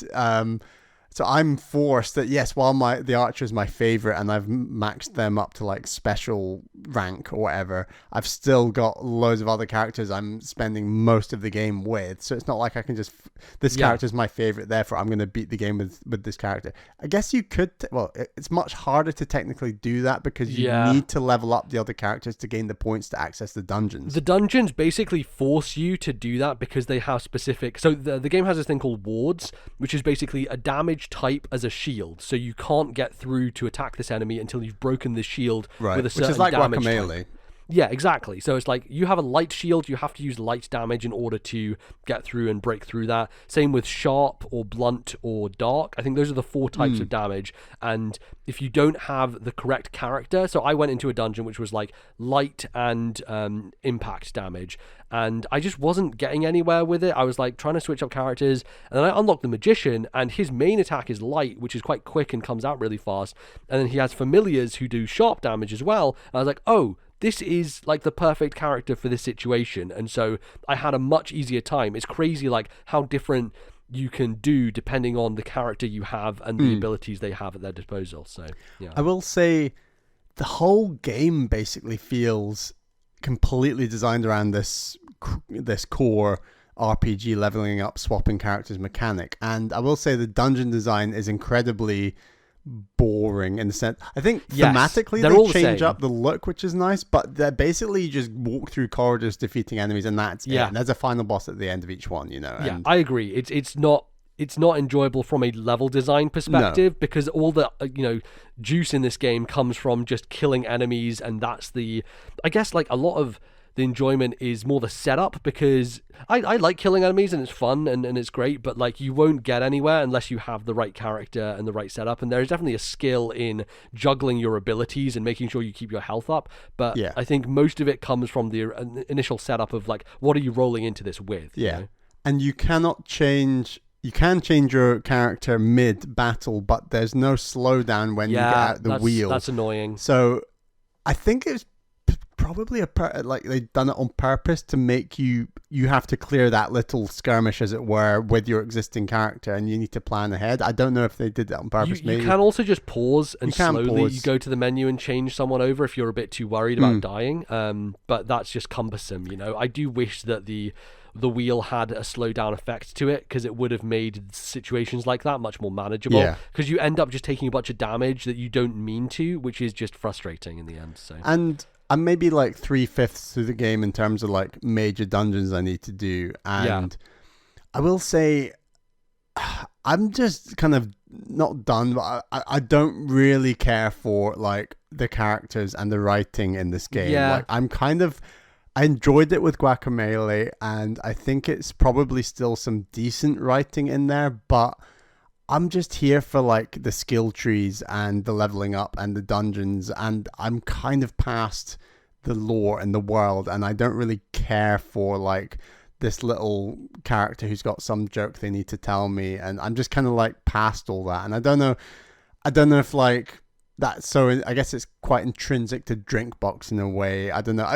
A game like Severed was a lot more serious, arguably. It was, yeah. This is definitely the more Guacamelee silly tone. Very goofy. But I just kind of, I don't really care for all the villages and towns and side quests. I'm just here to level up these fun characters and beat some enemies. It feels like none of it really matters, so why should I care, basically, is what it comes down to for me. No, totally. I just button my way. You know me. If something doesn't catch my attention dialogue-wise, I'm just going to button the fuck through it and don't care. I mean, I very rarely button my way through text, and I'm doing that in this game. And that says a lot, yeah. And that does really say a lot, because I almost never do that. But that's not what this game is good at. And No, that's maybe a absolutely shame, not. because Drinkbox traditionally we thought were pretty good at writing, and they probably still are, but we're just not. I don't care about reading it. It's fine. Don't care about reading it this time. And the story, because the story is so lighthearted, you kind of think, if it's that lighthearted, surely it can't matter that much, and we're just here to face some dungeons and let's get going. So it's I'm enjoying it so far. I'm a little nervous about the sheer number of stars you need to access these final. Yeah, that worried me as well. I was like, oh god, 65 per dungeon for the last two is a lot. I'm a bit, because the previous ones were 40, so I'm a bit like, crap. Like I've got a long way of this game to go, and I'm sure I've played at least 6 to 8 to 10 hours, and how long to beat thinks it's about 14, and it's like, there's no way I'm beating this in 14 hours. Like I'm going to be 15 to 20 quite easily, probably. So I'm a little nervous. I'm going to get a bit burned out by the end, but I'm interested to see what those final abilities are, and I can see the final ability on my skill tree. I won't spoil what it is, but I'm like, okay, that would be cool. I'm interested to see what that will be like. Although part of me is worried that I have to do like some side quest to get that cool character, and I'm a bit, I don't know. I can explain off mic, but it's annoying. We'll see. I'm enjoying it so far. We'll see what the end game's like. Yeah, I think I've been taking like breaks from it, basically. You know, I've been playing it like a couple of hours and then like won't play it for a few days and then another couple of hours. And I think that's probably the best way to approach this, unless you're someone like Dan Reichert or Ben Hansen, who apparently just like devoured this game and just it's all they wanted to do, which I can see that. For me, it just doesn't capture me in that way, because it does feel quite repetitive in some senses. But it's quite a simplistic fight system. Like when you like coming off of a game like, I don't know, a Hades from 2020, I guess it was now. Yeah. Like that's just such a slick combat system where you're doing similar things. You're going through like levels in a dungeon to like clear enemies, and it feels so good. And this game, because maybe it's because there is just such a sheer variety in characters that none of them feel like slick in the same way, and like there's not this dodge and hacking and slash mechanic. It all just feels a bit chunky, and that's fine. It works for the game. It's a little more plodding, in a way. Some of the characters, like the bodybuilder who's very powerful, he's quite slow, and he just, walks around a little bit. The rat is what I was using in the overworld. Then I switched to the horse because they just move around quickly. And you know me, I want to move around quickly in a world, so that's usually what I go to. Or the speed the mermaid goes through the water is very satisfying. Yes, exactly. Yeah. There's some really fun stuff in there for sure. And just, there's a lot. Yeah, it's cool. Great. So yeah, we'll probably have a bit more to say about that and when we finish it. So Nobody Saves the World, worth checking out at the moment, but I'm sure that will be on Switch. And to be honest with you, I probably would have finished it already if it was on Switch, because it's the type of game that I would just like chip away at much more easily. Handheld, just having a video on in the background and just playing that before bed and stuff like that. I would have probably beaten it by now. So seems like a good one to pick up when that does come out eventually.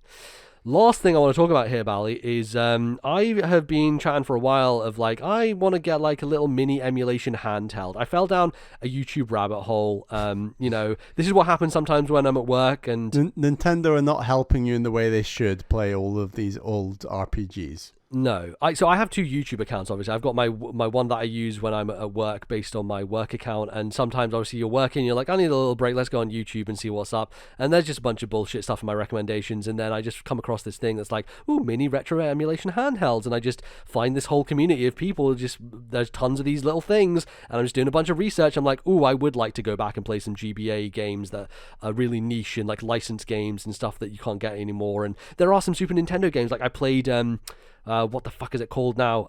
Soul Blazer last year, part of the Quintet trilogy, and I'm like, I want to play Illusion of Gaia and Terra Enigma, but it would be nice to play those on a handheld system. So I was like, I probably should get one of these, even though I have a computer that can play emulation so easily and there's no problem with it whatsoever. I just wanted it as a nice, cute little thing that I could sit down and play before bed, and so I bought a thing called the Anbernic RG351P. That rolls off the tongue real nice, doesn't it?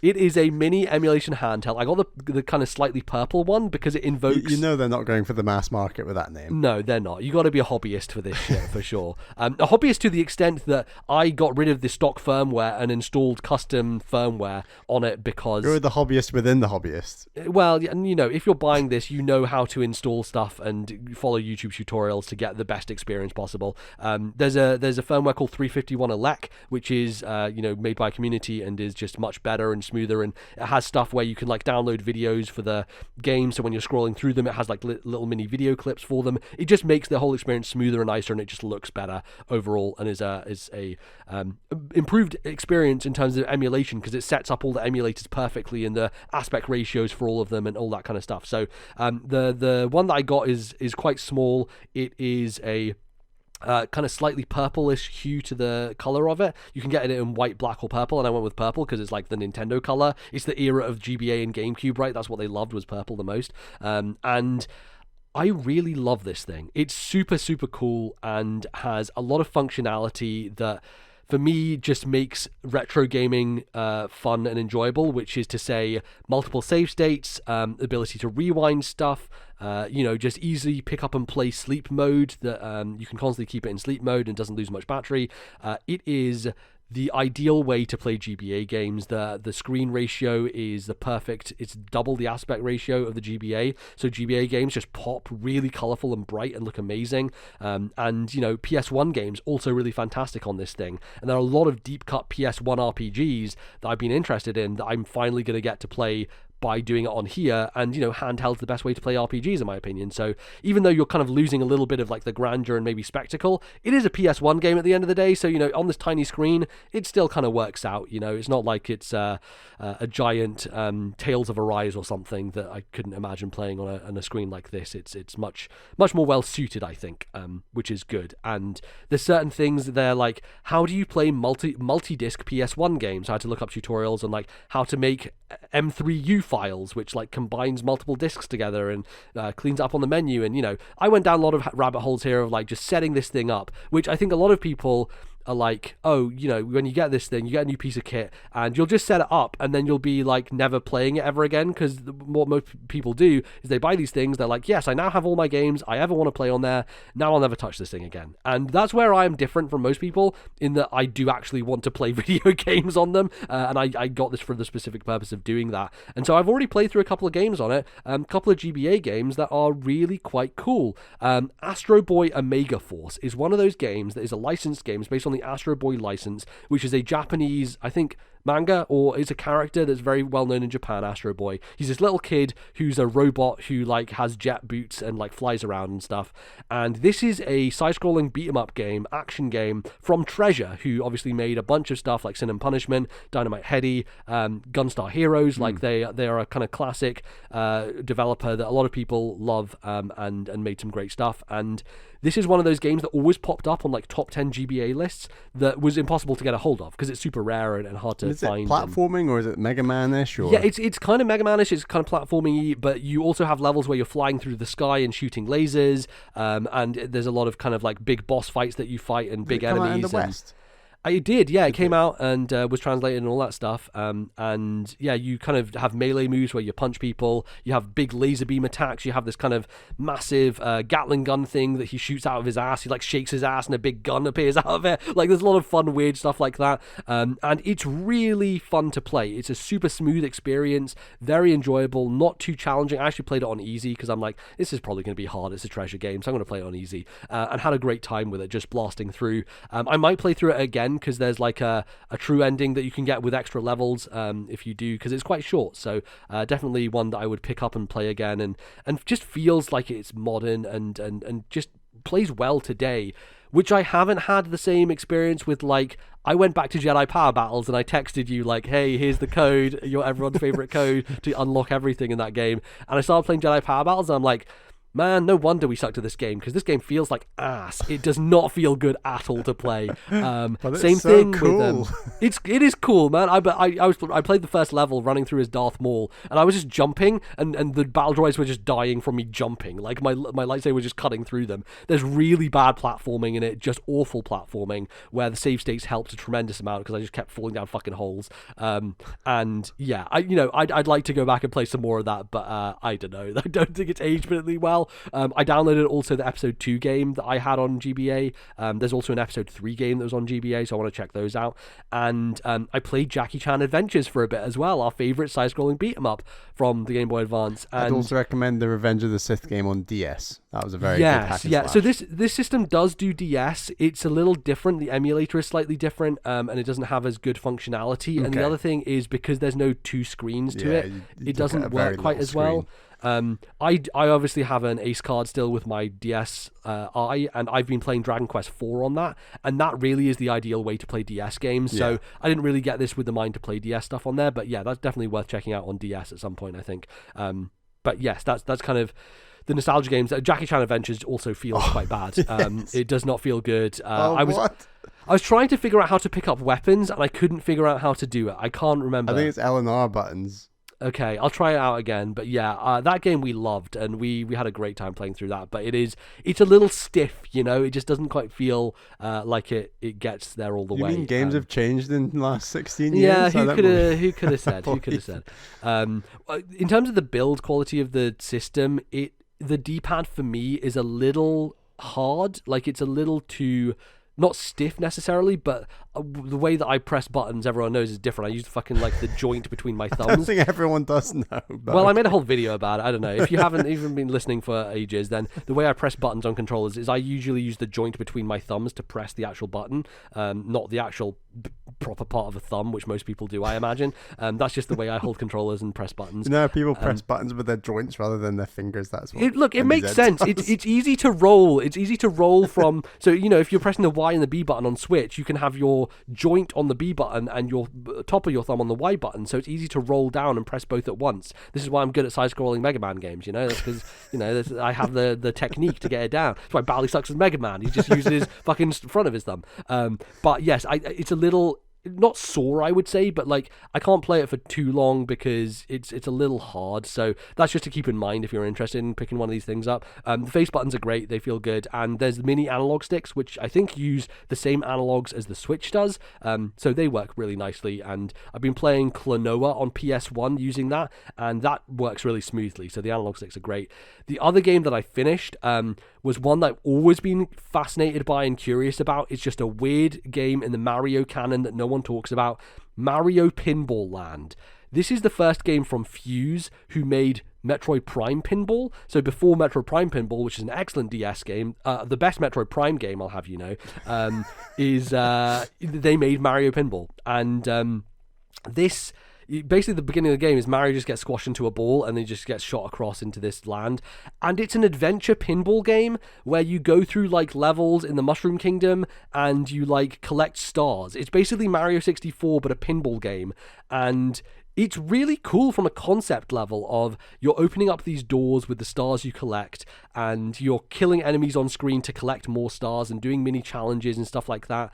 And I think if I didn't have save states, I would have been so fucking annoyed at this game as a kid, because what happens is you go up stages, and so going up to the next stage puts you into a new arena, but if your ball falls back through, it falls back down to the previous arena, and sometimes just the finickiness of this is getting the ball back up to where it was is a pain in the fucking ass. So I often was save stating as soon as I got to a new screen and was like, okay, if it falls down, I'm just going to reload here because I don't want to fucking go through the hassle of getting it back up there. That's a really weird again. Mechanic. Like, it makes sense in the idea that is this whole world, this pinball, it's all linked together, you know. Okay. It makes sense from that perspective, but because it's frustrating, I just didn't want to deal with it. So I basically played through the whole thing in a night. I just went through it, and you know, you fight Bowser at the end and everything, and it's cool. Like, I would recommend people check it out. Just make sure you have save states ready, because it will be really annoying otherwise. And I watched a bunch of reviews of it afterwards, and people are like, this game sucks. And I think mainly it's because of that reason, right? Because you get so frustrated with messing up. If you mess up once, then it's like, oh well,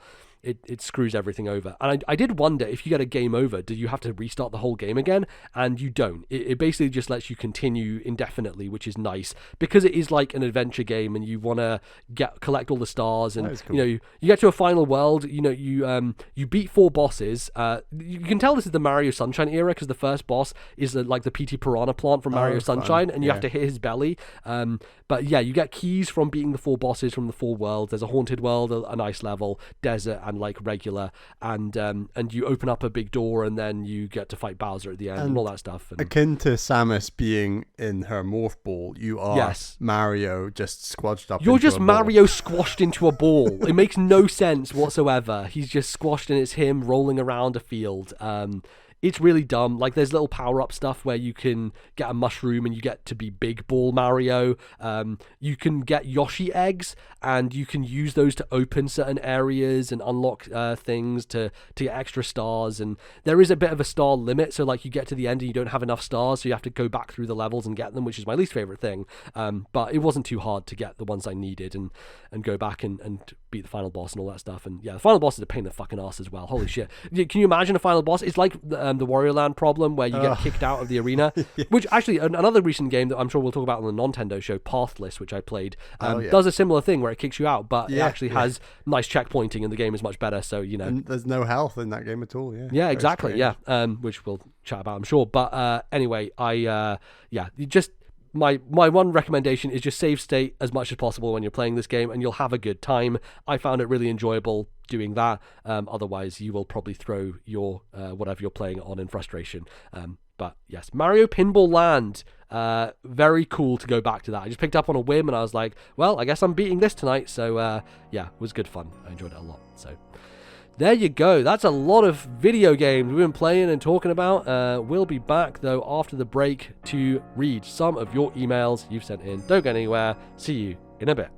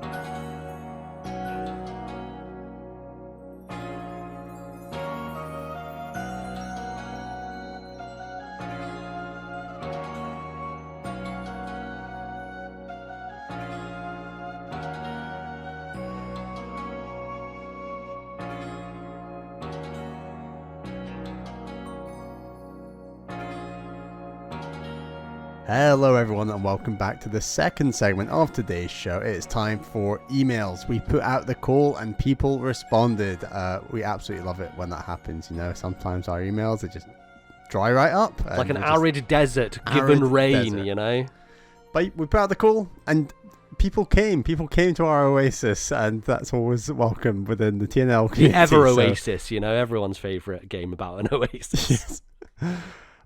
Our first question is from The Sacred Realm, who's from Discord. Says, hi MBZ and Bally. I recently started playing The Witness and decided to stream it on Twitch. I didn't really have any information about the game at all, but as the game progressed, it became apparent that any kind of spoiler for this particular kind of game would ruin the experience. I feared that some people might join in and spoil the fun, but the exact opposite happened. People would watch respectfully and let me solve everything myself, and everyone would get very excited whenever I completed a hard puzzle. It was really nice to see that the community for The Witness is so passionate about the game and respectful to new players, and I'm happy to have stumbled into it. My question to you is, are there any games that you have played before where the game's community significantly bolstered your overall feelings on the game? It's amazing that something like The Witness, which is essentially a purely single-player experience, can be shared and made so much stronger with other players. Thanks, guys. Keep up the great work with the podcast. Well, thanks, Sacred Realm, for sending that through. And just to remind people that you can send your emails to an email address, which I think Bally forgot to say at the start of the segment, which is, Bally. This email address is ThisNintendoLife@gmail.com, ThisNintendoLife@gmail.com. You see, I missed it out because people already sent emails. Of course, yeah, no, yeah. But still, we want some more. So we always need some more. Also, you can post them in the Discord server. Of course, which Sacred Realm did.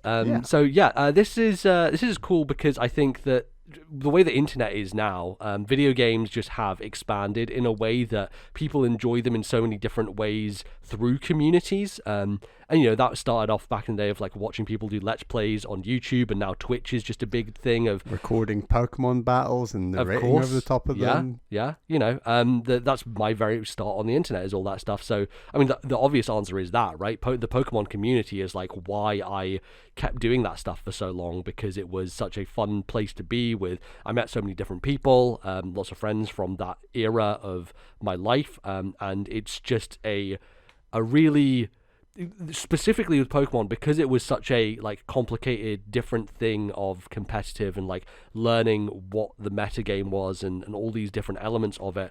A lot of it had to be shared between people, right? Of like, oh, this is a team that I made, this is a good idea for an EV spread, and like just discussing that with people and, you know, showing it and sharing it with people and suggesting things. It's just this really nice deep conversation that you get to have about a video game that often went deeper than I ever had before about specific games, because there's just a lot of elements to it, right? And I think a lot of competitive games are like that. They have, you know, specific things that, you know, only that player base will know about, and I really enjoy that element of it. And Bally, you experienced like limited parts of this because you were you did competitive Pokemon for a while. I had my little channel, a few hundred subscribers. We did battles, we did things. I narrated over the top of them. It was a big time investment, but it felt very rewarding at the time. And even though I pulled out of the whole thing much earlier than you did, I still had a really great time in that moment. And yeah, it was nice to, you know, really, really, truly invest in a video game in that way, which I probably haven't even done since quite in the same way either. And yeah, it was nice. And it's happened with other games later, where not in the same way, obviously, but I'd say there's lots of other games where the community has made the game stronger. I think especially something as public as like Mario Maker at the time, where 100%. We followed Dan Reichert and Patrick Klepek having their huge rivalry. And then we even did like our own mini version of that, where I made a level, you'd film yourself like beating the level and vice versa, where I came around to your house and I spent like 45 minutes or so at least on like a video. It was like level. 2 hours that I edited down to 45 minutes. To like a 20-minute, half-hour video, which was that was a really tough level and just a lot of fun to play through. So I think Mario Maker is a game where without all of that interaction, I'd not rate it that highly, but with all that interaction, it's up there with some of my favorite Switch and Wii U games. Maybe not near the top of the list, but it's still a game I care about a lot. I would say that I kind of have this feeling across loads of games, and it's kind of more to do with the zeitgeist.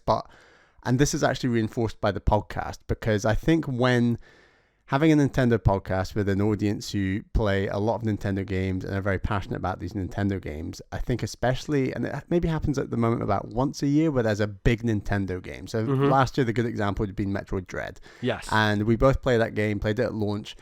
It was very satisfying hearing all the podcasts I listened to talk about that game, and then it comes up again in Game of the Year discussions. But on top of that, having our Discord community and having so many listeners who had also played that game and talked about their experiences with Metroid Dread, I think that all synergized in a very satisfying way. And sure, it's only like a 12-hour game or whatever, but I loved just the number of reactions to that game. And even though sure there's story beats and it's not really story related, but just people's attitudes to like some of the tougher boss fights and other aspects of that game, I really, really enjoy hosting like a Nintendo show and then talking about like Nintendo games and having a community that responds to that on top of the existing zeitgeist around all the other podcasts and things I listen to. I think it's a very satisfying trend.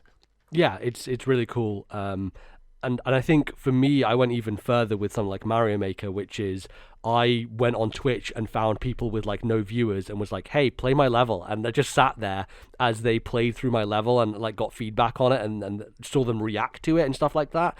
And like I submitted it to Patrick Klepek when he was doing his Mario Maker mornings. I submitted it to Nintendo Capri Sun. And so when he played my level, I was just like losing my mind because like I grew up watching that guy and still love what he does. So that for me was this added layer of showing it to other people, like engaging as a part of the community and just like getting in there, and everyone, you know, was really great there. For like, even when I was streaming Mario Maker, you'd have random people pop into my stream who didn't know me from anything, were just like looking up Mario Maker streamers, and they would be like, hey, I've got this this level for you. And I remember one in particular, this kind of like single screen puzzle level that was absolutely genius. It was brilliant and like so well designed and fantastic, and the guy who made it had been in the chat and was just talking to me about it, and it was just such a cool thing. So that's a similar thing, I guess, to what Sacred Realm is experiencing with The Witness, of like having people there who are able to enjoy this thing with you live and live and interact. And Timur Hussein, who's GameSpot, like he has recently been streaming The Outer Wilds, and he was talking a lot about how people in his chat were being great with that game, of like very respectful for spoilers and all that type of stuff, and making sure that, you know, he had a good experience, like nudging him in directions for where he needed to go for stuff, but never making it overt and never really spoiling it. It's cool even someone as high profile as him can do a stream and not get spoiled on that most of the time. You'd hope, you know, like that's really cool. And that depends on the community, right? Like you have to have a community that is respectful and willing to, because I think a lot of the joy for those people is seeing someone react to something that they've never seen before, and they want it's like second-hand enjoyment, right? You can never re-experience this thing, but you can experience someone else seeing it for the first time. It's why reaction videos do so well on YouTube, right? Because what we love is to share the love of what we like and see other people react to it in that way. I remember Ben Moore from Easy Allies was streaming Xenoblade for the first time, never played it before, and I watched a bunch of those streams, and mainly at like key story beat moments where shit happened, and I was like, oh, I just want to see him react to this moment, and what does he think about it, and stuff like that. So I think that is a really cool element of what communities have brought to the game space, is just people being very passionate for a thing and then wanting others to join them in that love of it. So yeah, I think that's always been a very cool aspect of what the internet has turned into, right? And there are definitely bad parts of the internet. The internet is terrible in a lot of ways when it comes to video game stuff and gatekeeping and all that type of thing.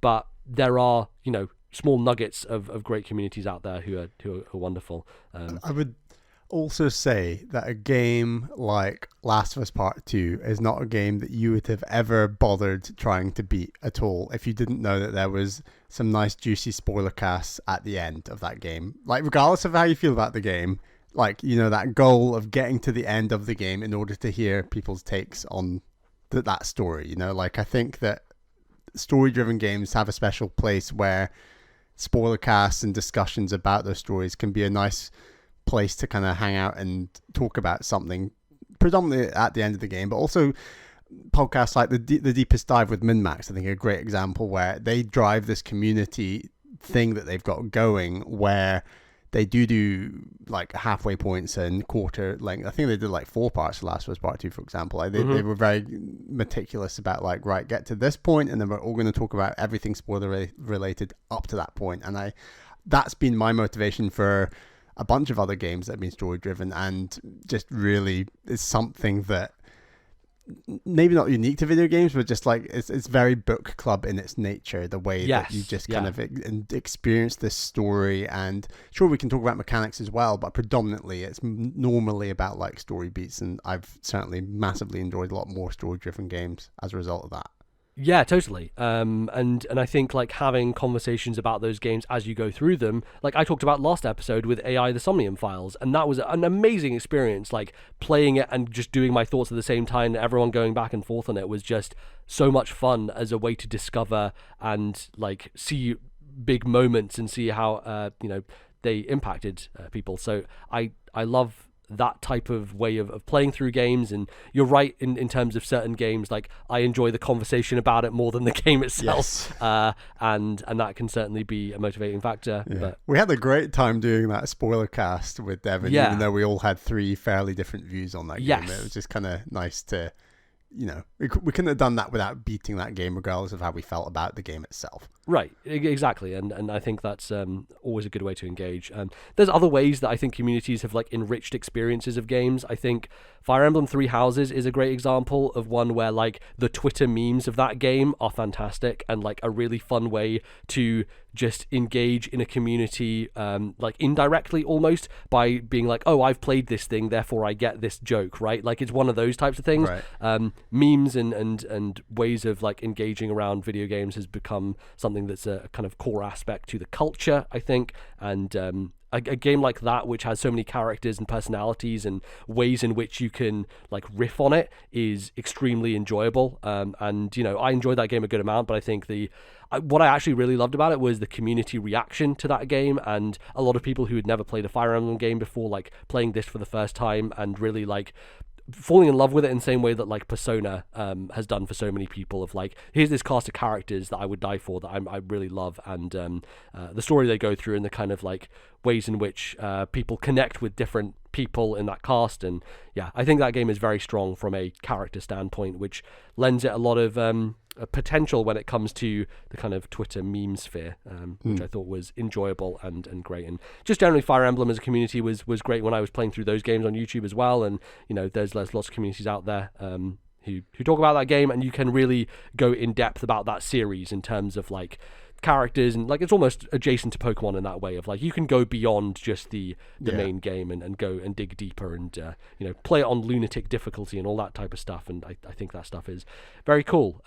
So I always love when a game has multiple layers that you can dig into, and a community that really is built around it, because they are so invested in it to that extent. So and I think it's really cool that every example we've given so far is through the internet and the community of gamers who are slightly older than us, who when they were growing up definitely didn't have the internet when it came to like interacting with communities online in the numerous ways we've described. I think the internet has a lot of faults, but I think it really does enrich like the ability for a lot of video game players to talk to each other and communicate about ideas and games, all from Mario Maker to Last of Us. I think it's just such a great platform. And I probably sound very old by mentioning that this is on the internet, but I just think it is quite cool when you think once upon a time it wasn't actually there and now it is, and I like that.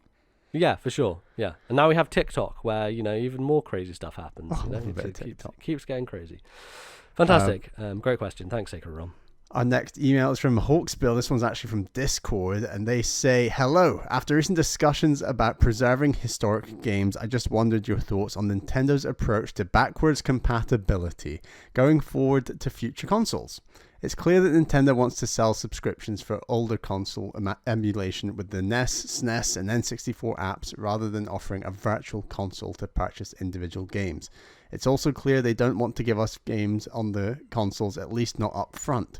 My question is, will the next Switch or the next full console, not an upgrade, be able to play Breath of the Wild?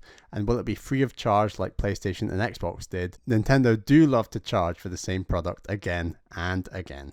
Cheers. Yeah, great question, and interesting given I've been talking a lot about emulation, and in the first segment obviously playing the RG351P and all that stuff as a way, because Nintendo won't give us what we want. They're so bad.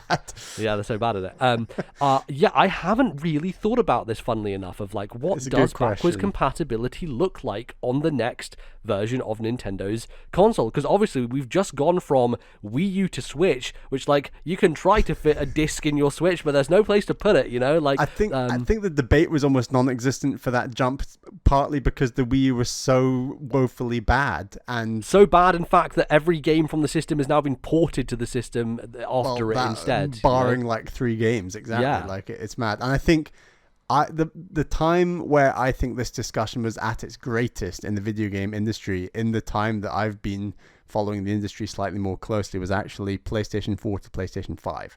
And that was a big deal, because my understanding was they kind of botched it between 3 and 4. Is that right? I mean, PS3 was just a nightmare to develop for. It was the cell architecture.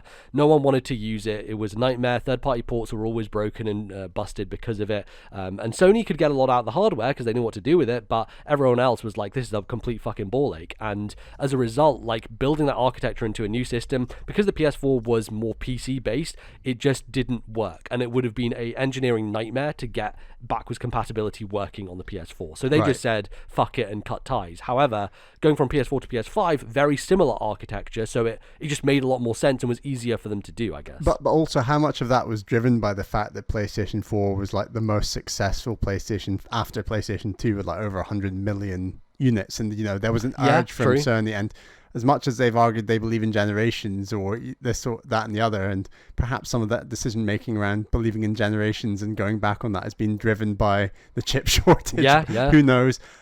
The point is that going from 4 to 5, it was almost expected that because 4 was so successful and so many people had such large PlayStation 4 collections, that it would transition over more seamlessly. And I must say that it kind of did transition very seamlessly for me. Like, obviously I can just stick in any PlayStation 4 disc into my PlayStation 5, but likewise I'm logged into my account and I can download onto my PlayStation 5 any downloaded game I had on PlayStation 4, and it is actually seamless. And what's weird is that I don't think Nintendo have ever done that digitally before. We had the Wii, which had backwards compatibility with the GameCube, which I actually think is kind of shocking, considering the GameCube wasn't like a massive gangbuster selling system, but they still had that functionality in there. And after that, sure, you had stuff like Game Boy Advance cartridges into the original DS. That was a cool one, but I don't think they've ever done the digital transfer over to a new console. They've done it between like an existing one form of one console to another, like the DS or the Wii, or I think you can do it on the Switch obviously as well, but they've never done a digital transfer from one generation to another, to my knowledge. Well, so on Wii, what you could do was, there's the Wii mode on Wii U, and so you could transfer your Wii stuff onto the Wii U with the little Pikmin animation. They would carry all the save files across and stuff like that. That's true, actually, and that is digital. Yeah. But you could only play that stuff on Wii mode. If you wanted to play it on the Wii U with all the Virtual Console functionality, you had to pay an upgrade fee of like £2 or whatever. So like Ocarina of Time, I owned it on Wii Virtual Console. To play it on Wii U, I had to pay a fee to get the Wii U version, which then I would download. That might be the only example of like actual digital functionality between generations. That's interesting. Yeah, I think so. The other one was probably DSiWare to 3DS is probably the only other one I can think of taking those digital games and putting them on a new system. It's all but obviously accounts based. Yeah, 3DS had a cutoff, and so did Wii U for Switch, right? Nothing transfers from that onwards, so it is kind of limited. In terms of the physical stuff, they were always better about this on the handheld side. So Game Boy Color could be played on GBA, and GBA could be played on DS, and DS could be played on 3DS. So they always leapfrog from one to the next on handheld. But on console, obviously they went from the Super Nintendo, which was cartridges, to N64, which is cartridges. But all those three consoles, NES, Super Nintendo, and N64, had wildly different cartridge sizes and all that stuff. So you couldn't like fit them into the new one. And then they went from cartridge to disc, and then the only reason I guess GameCube compatibility happened is because you could put those small discs in a big disc hole with the Wii, so it was easier. So yeah, it has been obviously they did Wii to Wii U as well, so they had been starting to do it, and then I think the Switch is where they kind of cut their momentum off again and kind of went a little bit backwards. But it was also because, look, this console is flagging, we can't do anything with it, there's no point. And the 3DS is like, yeah, this thing probably could because we've got cartridges, but we want to just redo the whole system and just have a fresh start, essentially. And if you're going to do a hybrid model and have a fresh start, it makes a lot of sense to do that. And that's, I guess, what they did. However, we're now in a situation where clearly the Switch is a success, right? We're on the verge of, I think numbers are going to come out soon.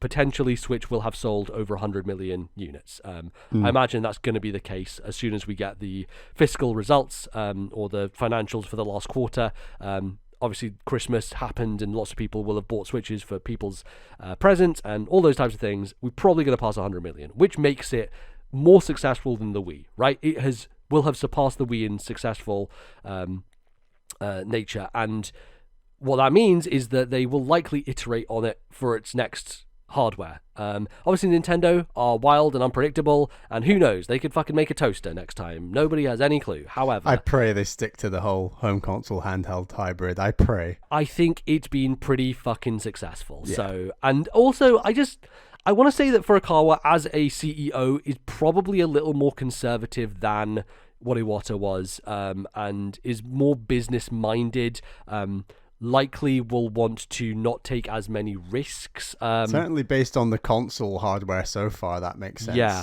Yeah. I don't know that necessarily. This is just like a gut instinct from what we've seen so far and what their output has been recently. But I think that is going to be the case, and we are going to see a successor that is much more Switch-like in nature. Similar form factor, probably fucking change the Joy-Cons, please, dear God, Nintendo, like, make better controllers. But what that does mean is that backwards compatibility is much more likely, in my opinion. I think it will happen, and I think that Nintendo want a smoother transition, especially what you're talking about with PS4 selling 116 million units. There's a lot of owners of Switch out there, and they have a lot of games that they would like to continue forward. And it's not in Nintendo's nature to do stuff like, hey, Breath of the Wild now runs at 4K at 60 FPS. That's certainly not what Nintendo would ever do.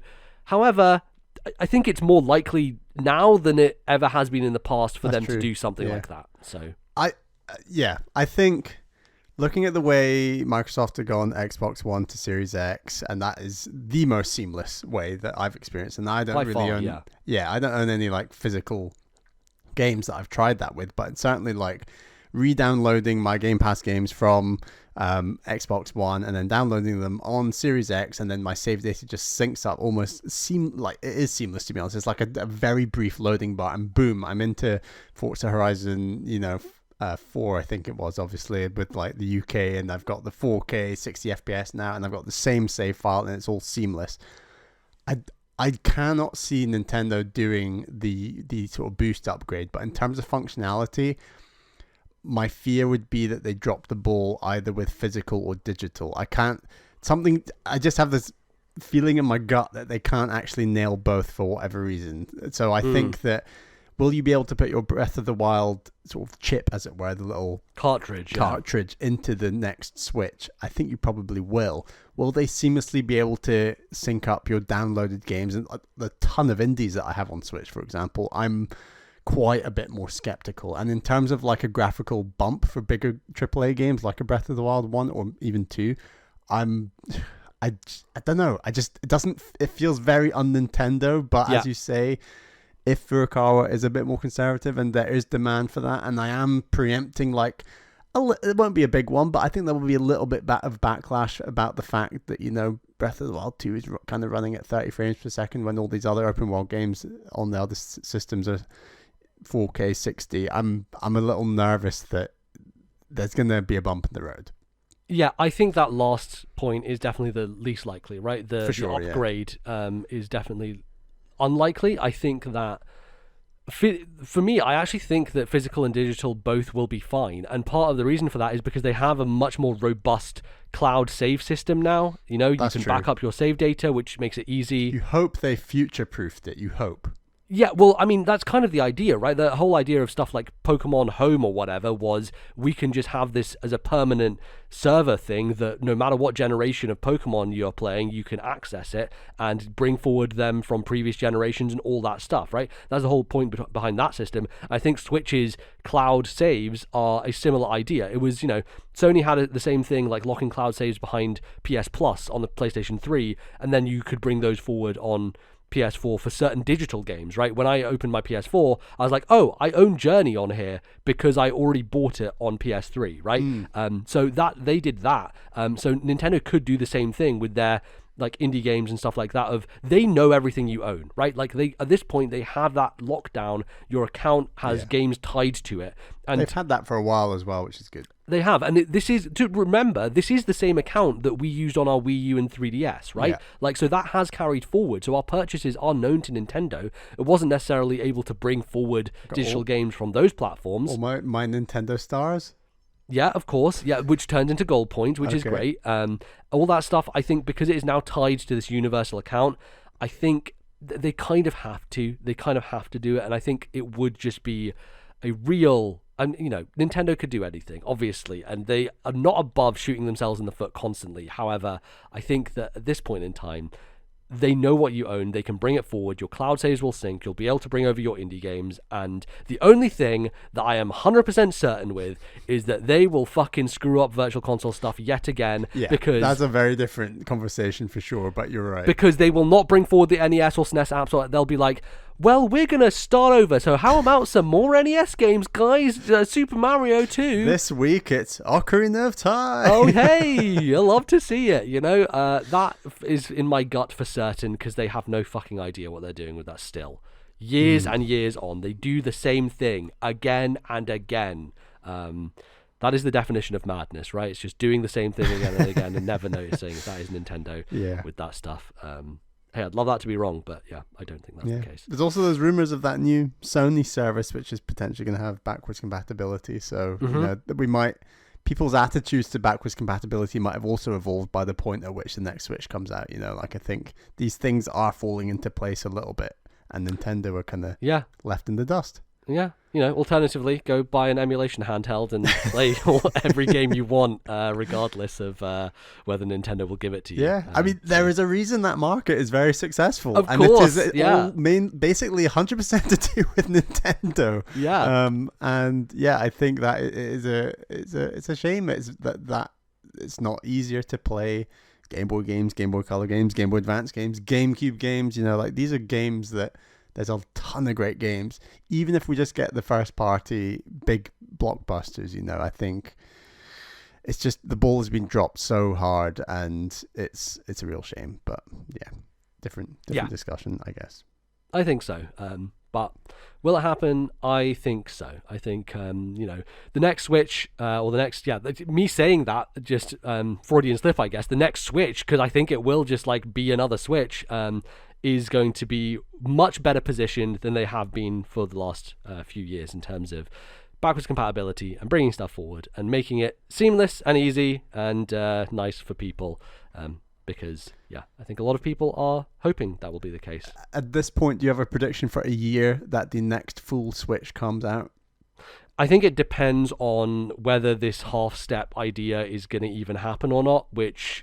questionable. Feels like chip shortage is like preventing it, right? It might be, which means I think it would be earlier. So I think like we'll hear about it in 2024. Whether it comes out that year, probably not. Maybe 2025, like March 25, it might be before we see the thing come out. But which would be a long generation. 2017 to 2025 would be long. So maybe I'm being a bit over. Anticipated. I'd go 1 year longer. I think 2026 will be the year that we are playing the next Switch. That's nuts to me. I think like by 2025 we're going to be like, man, the Switch looks old as fuck. Come on, guys. I think there will be a step between those points, I should say, but I do think the next full one will be 2026. But yeah, you're right. It will feel incredibly old. Already feeling pretty damn old. Bit, but yeah, so. yeah. That's a good question, Hawksbill. Thank you very much for your point on Discord. That's much appreciated. And if you would like to leave a point, a question, a comment, please send your emails to ThisNintendoLife@gmail.com. That is ThisNintendoLife@gmail.com, or you could leave it in our Discord server. Link to that in the description. We have a little channel going on over there called Emails, and you can post all your things in there, and we will read them out on the show. So that's all we've got time for this segment. Join us in the next segment where we are going to discuss whether Nintendo are going to be bought by Microsoft. We will be right back.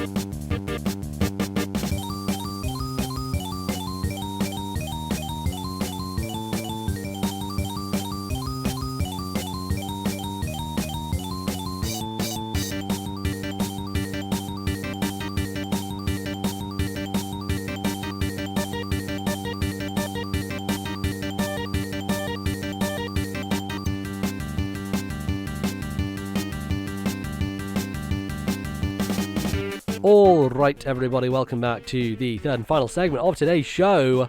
It's time to talk about some news in the video game industry. And Bali, I'm not sure that there has been bigger news than this in the time that I've been paying attention to the games industry. It is like earth-shattering and like scary and just very, very weird, but still is a reality.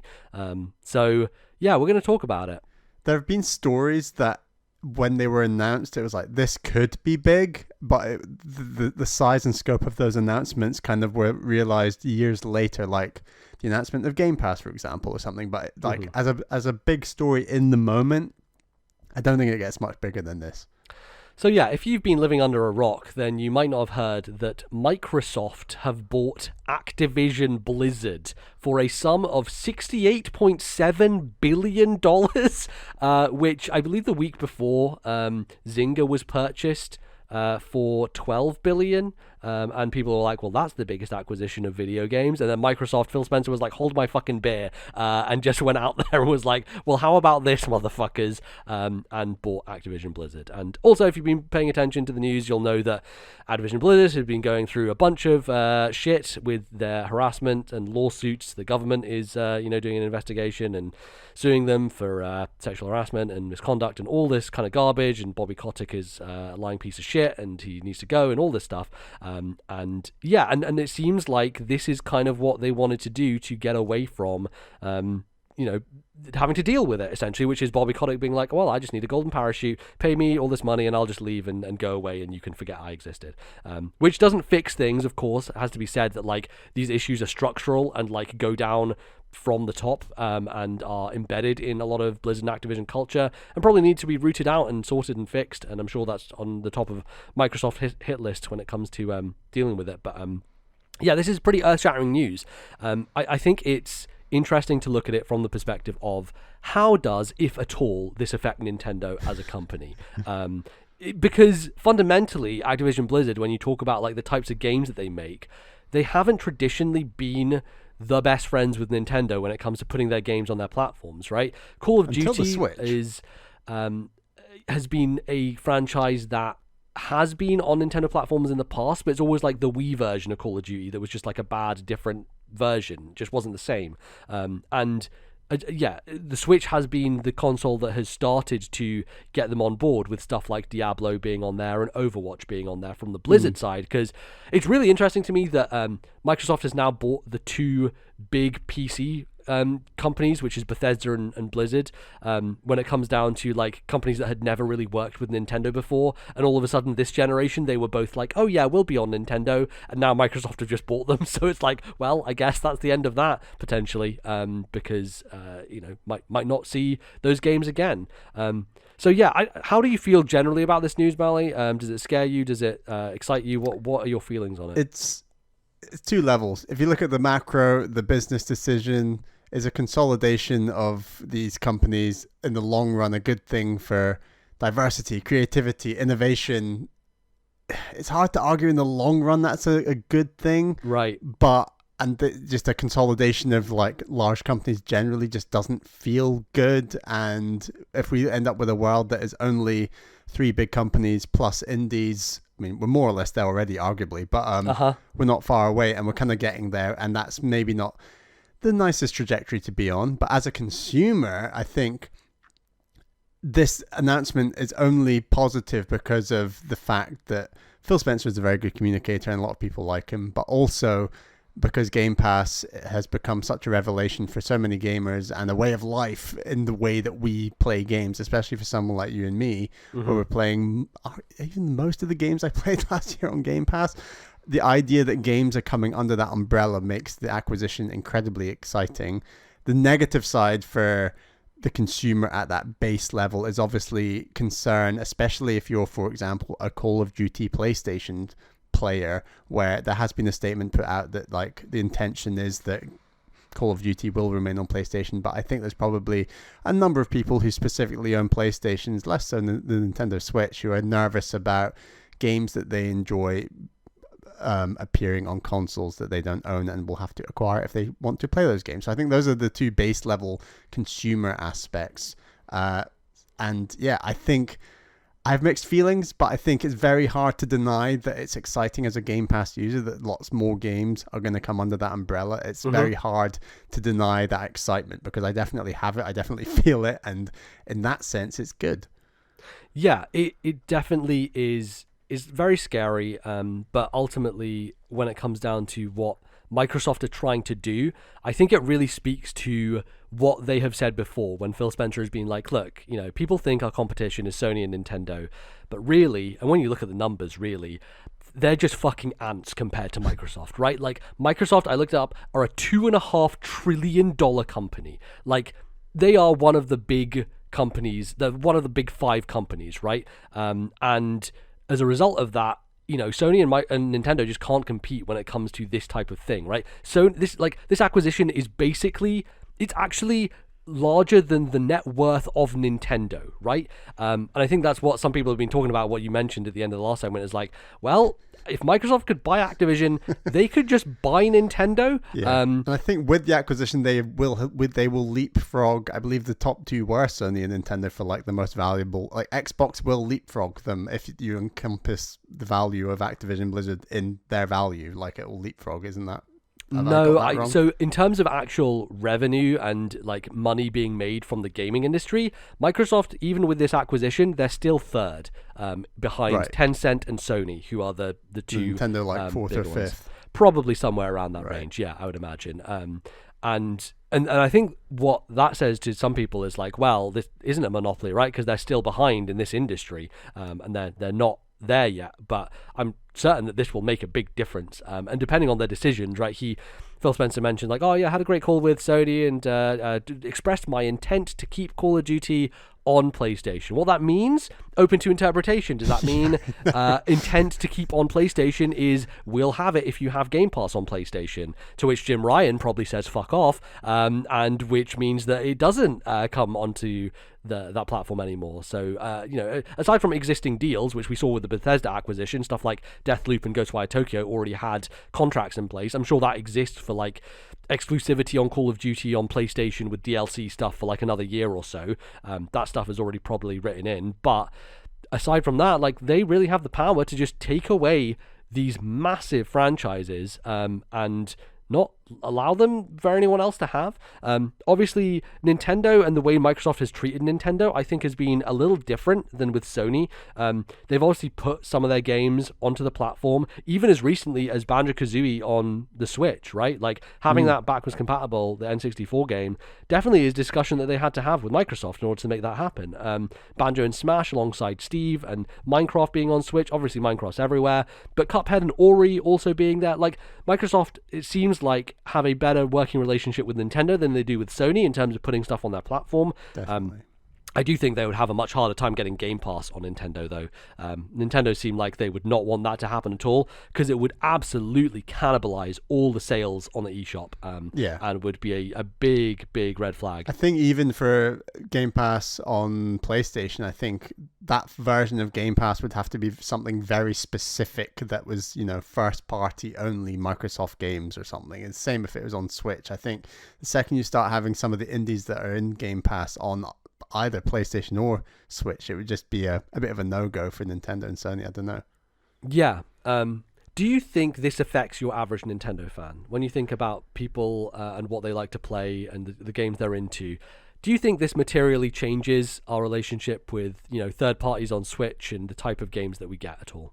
In the next 2 to 3 years, I think it will have little to no consequence. I could be proven completely wrong, but I definitely think the idea that this doesn't have knock-on effects in the long run would be naive. I think that we've not really gotten into the whole sort of Western versus Japanese discussion, and I know you've predicted the last couple of years that Microsoft are going to acquire someone Japanese. And it makes me really interested, because when I think of Japanese developers, I think of consolidation. So I think of like Squaresoft and Enix, right? Like Bandai Namco. Like, these are Japanese companies linking up with other Japanese companies, arguably to consolidate and become harder to purchase for potential Western buyers. Like, I think the idea that I can't think of many, if any, like Western studios buying specifically Japanese studios. Have you got a few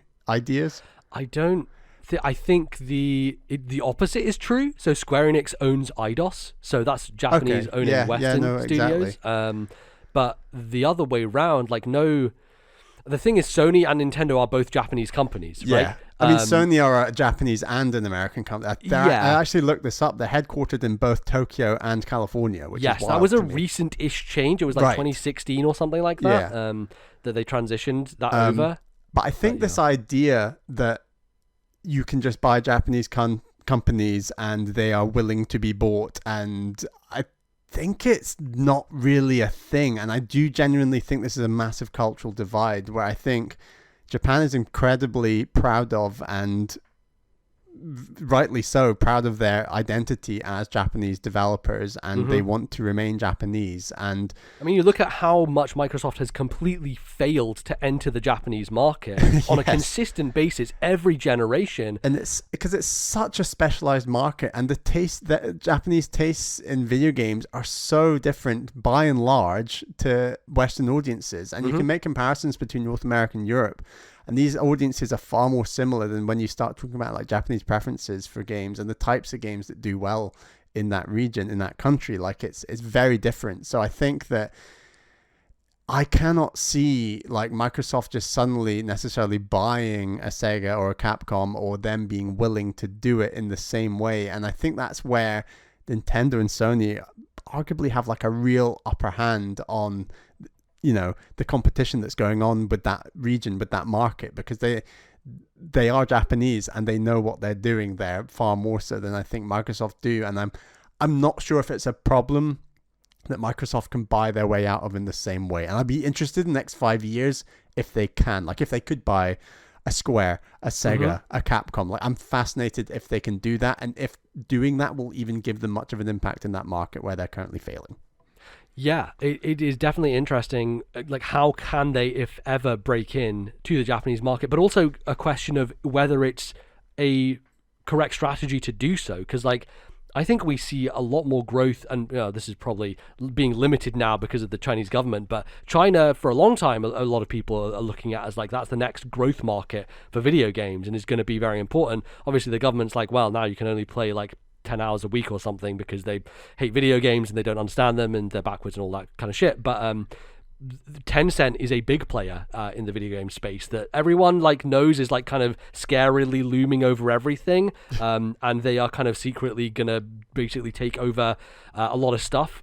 Even recently, you see stuff like Nagoshi from Sega, who led the Yakuza team for years, has now left and now has his own studio under Tencent because they paid him a fuck ton of money. Same with Suda51 and Grasshopper. They are also now owned by Tencent.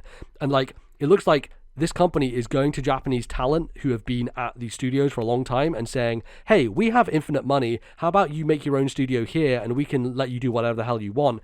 And they're trying to make a serious bid to enter the console space, the Western market, when it comes to like big budget games. And by doing that, by kind of poaching Japanese talent, I think they are kind of setting themselves up as being able to leverage that far more so than a company like Microsoft could, which I find fascinating, and I think is going to be a big deal in the coming years, you know? Yeah, I think it's also important to note how much of at a point of weakness Activision Blizzard were and still are, arguably. Yes, they're in transition, but all the Bobby Kotick stuff, all the workplace harassment, working culture, it has been awful, and they were at a point of weakness. And on top of the fact that you can make a long-term argument about the state of Call of Duty, is that market stagnant? Is it growing? Is it shrinking? You know, all the issues they've had with like stuff like Overwatch 2.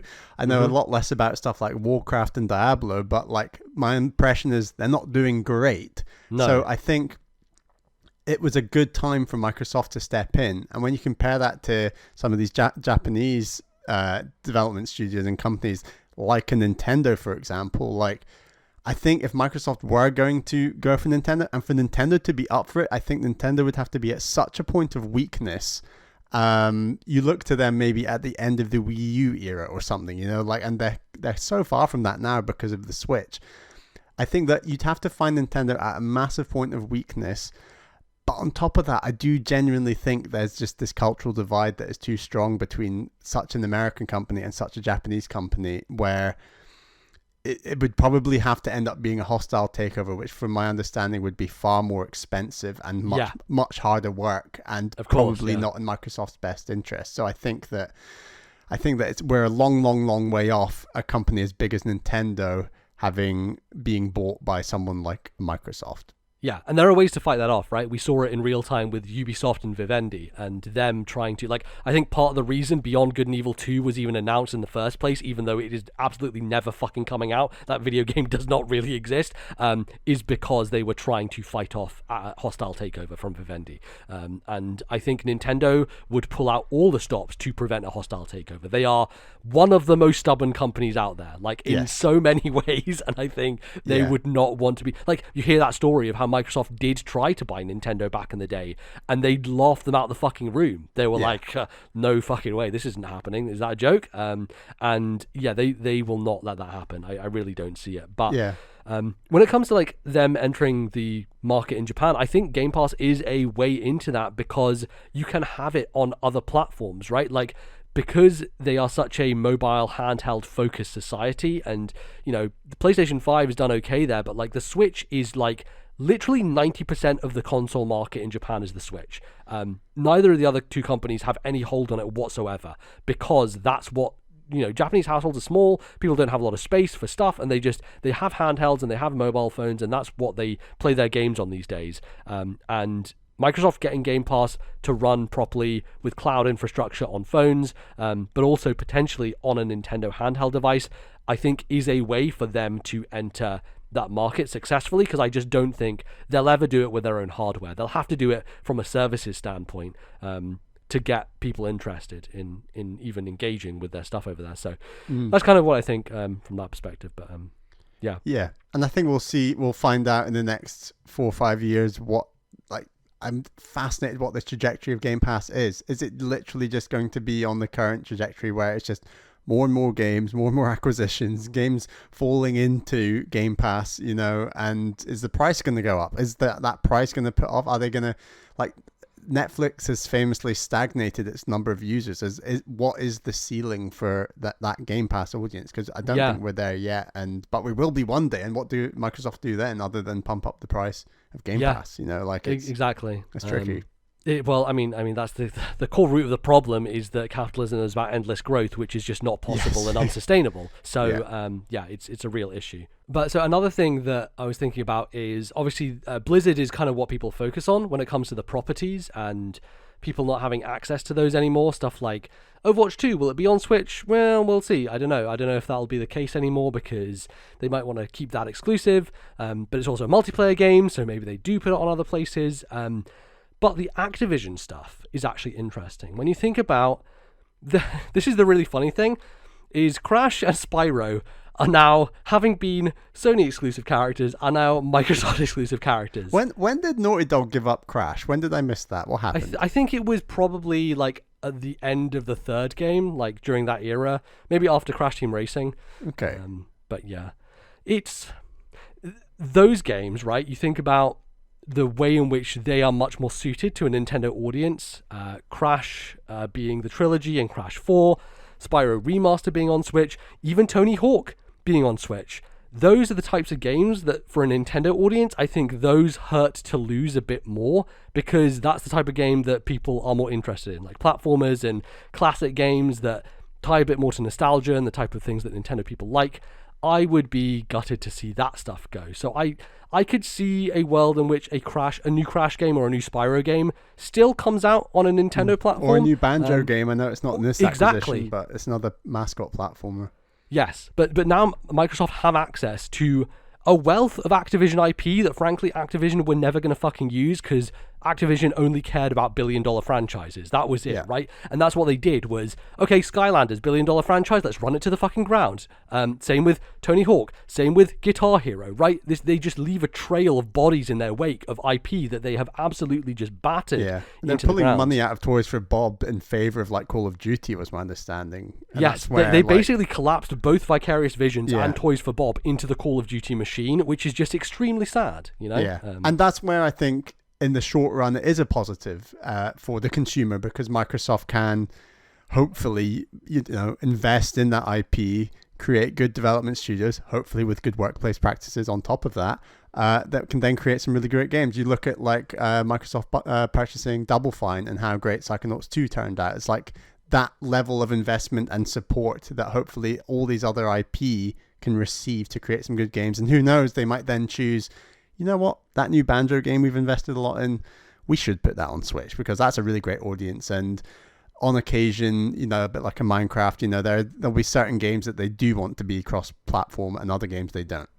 Yeah, I hope that's the case. I hope that they're able to make that stuff work at least, because, it's not, I don't think people will go to a Microsoft platform to play the new Crash Bandicoot game necessarily. Maybe they will.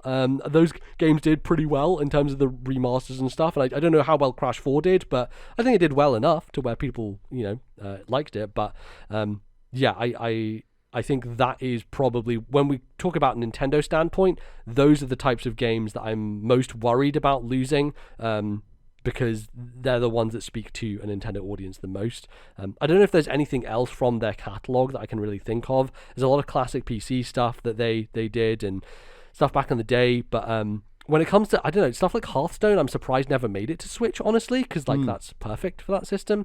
There's quite a few types of games that you wouldn't see working on console anyway. Like World of Warcraft is going to be a tricky one. Like, what do Microsoft do? Do they like reboot that thing? Because that thing is currently like failing greatly against Final Fantasy 14, which is eating its lunch.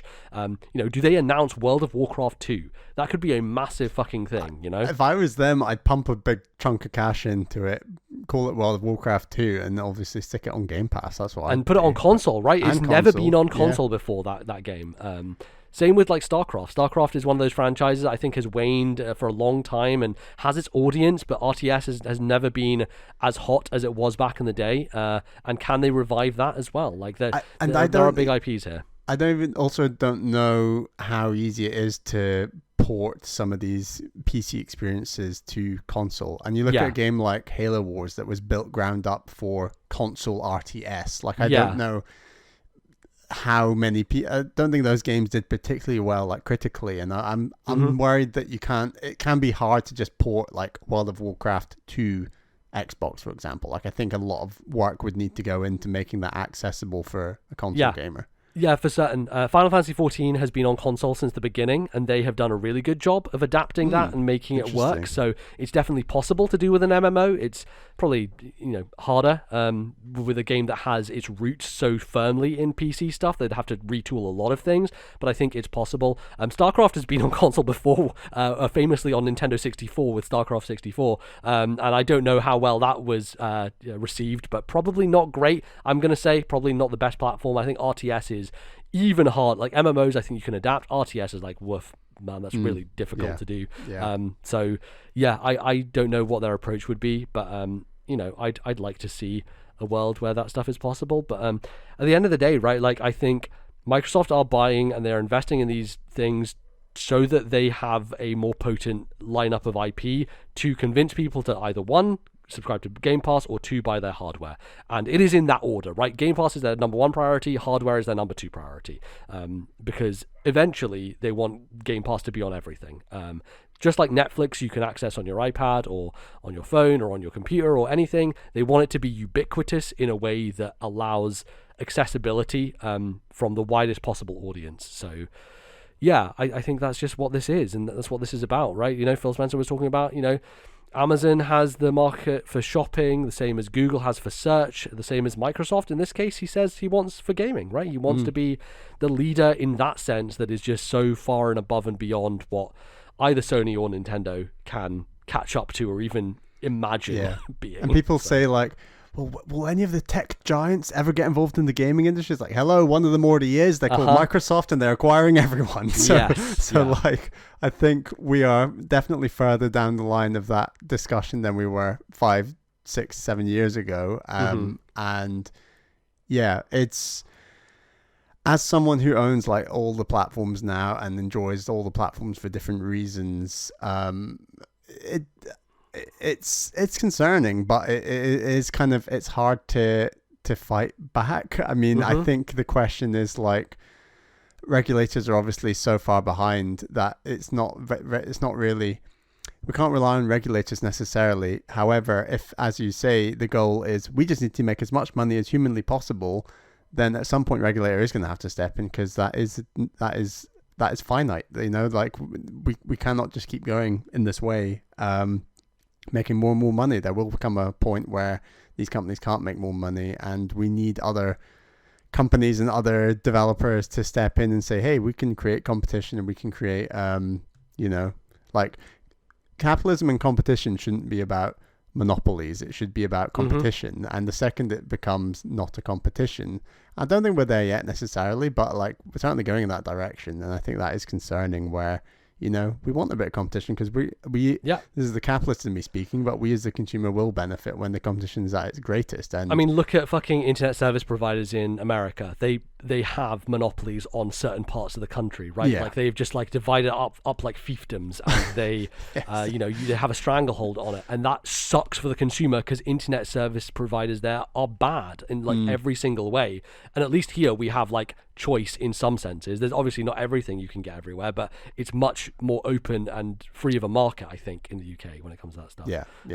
So it takes a long time. But I'm moving on to a new phone contract, and it was only 3 years ago that there was a new law in the UK that meant that your provider would be forced to message you that your contract was coming to an end, and that if you just let it roll on, you'll pay whatever rate you're on before, and stuff like that. Is like anything tech related, we are just like years upon years behind. And it's about that space in the middle where these companies with a lot of money can really dictate the course of action before a regulator, even if they wanted to, could step in. And I think Microsoft need to, with great power comes great responsibility. And I think that it's at this point in time, Microsoft do come across as the good guys, but Phil Spencer, he's great. We like him. I'd love to know his views on unions and these sorts of things. Like I think he's saying a lot of good things. There's even more good things he could say. And I think that before we say Microsoft are, doing a great job on all these fronts, I think we need to see how they do. And, ultimately, what's it going to be like for those workers who worked for Activision Blizzard, who are now working for Microsoft and Phil Spencer, and like will their quality of life improve? And if it does, which it should in theory, then that is a good thing. But They have to show actionable change, Yeah. They have to really dig into that stuff.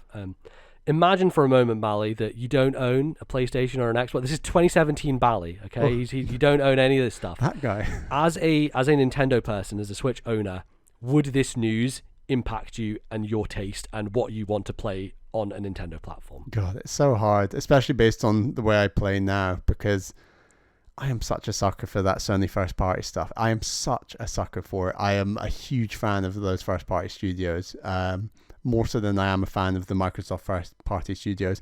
Even at this point in time, I'd probably make that case. However, with the podcast, with the amount of indies we're playing, with the number of games we're playing, Game Pass is just unrefutably the best deal in town, and I would probably go the Microsoft side, yeah.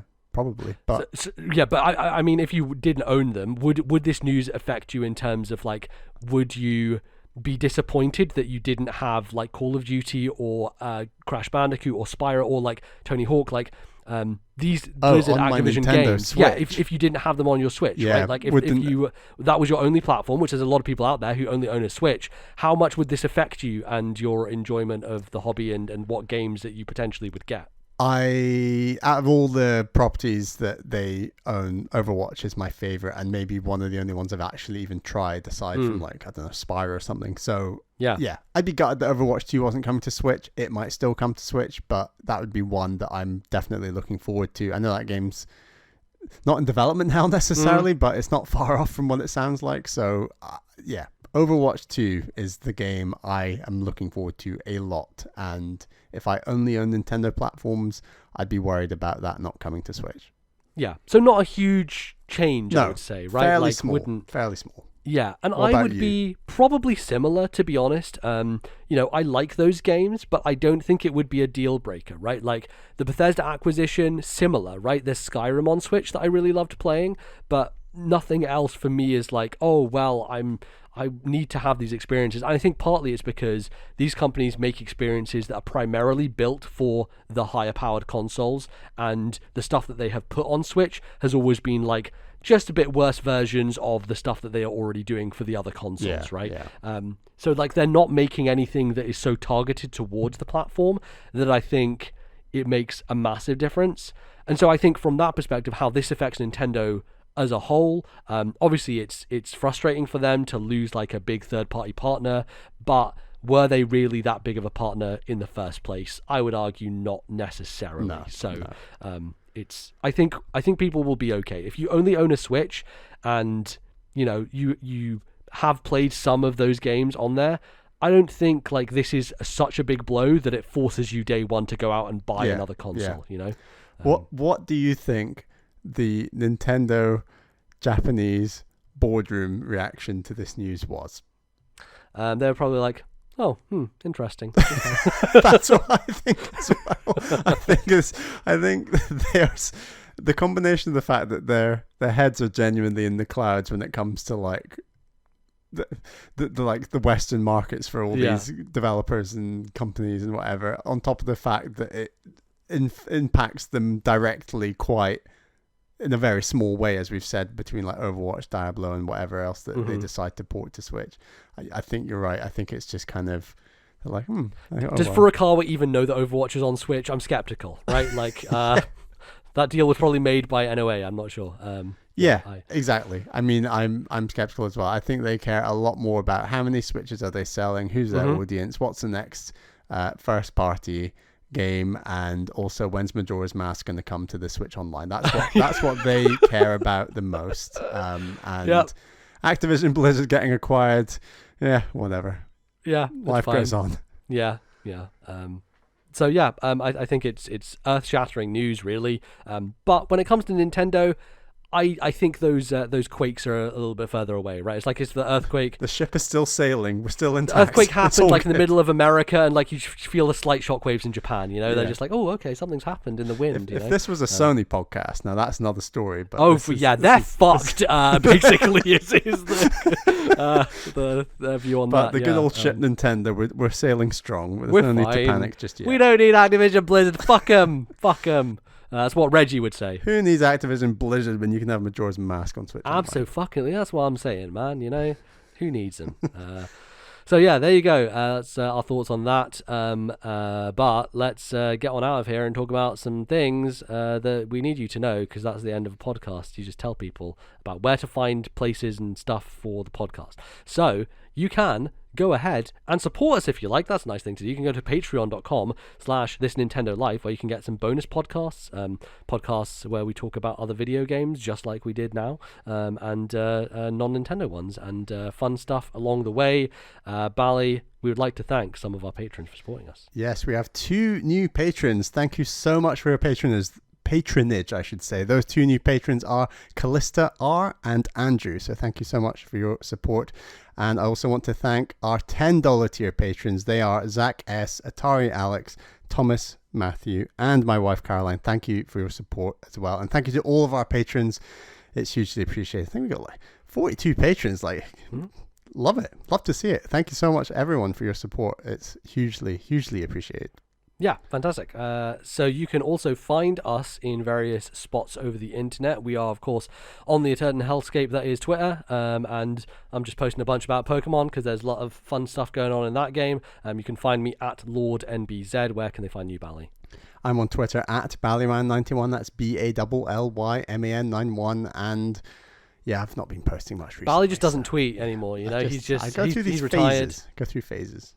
It's probably a smart thing to do, just get off and ignore it. It's all good. You can find the podcast Twitter at TNL Podcast. That's where you can go for updates about the show, what we're doing, and links to all our things like our YouTube channel and our Discord, which are also linked in the description of the show. So you can find us in those places. Obviously, the show is available on many platforms. We're on Spotify, we're on Stitcher. We are also available through any podcasting app that you have. If you just search for This Nintendo Life, we should come up, and you can download us and listen to us and all good stuff. I think there was an issue with Google Podcasts, but that seems to be sorted. So yes, you can listen to us there as well. And yeah, go and subscribe and rate us and stuff like that. Obviously, I mentioned last time, Spotify now has a rating system. So if you want to go and rate us on Spotify, that would be really helpful, because very growing podcast audience on that platform, and it would be great for our show to get a bit of a bump over there. And if people are looking for Nintendo stuff, it'd be nice for them to find us and enjoy the show. So there you go. You can go and do that. And yeah, I think that pretty much is it. I've got a lot of Pokemon to be playing, Bally. Got to catch them all, as they say. So I'm excited to do that for the rest of this weekend. How about you? Oh, I'm just going along with Nobody Saves the Wild still, and really, really enjoying it. Got to get more of it in this weekend. Absolutely. And we'll be talking about more video games and things next time when we chat in your ear holes about them on the show. And so we'll see you then when that happens. Thanks, everyone, for listening. See you soon. Bye-bye, folks.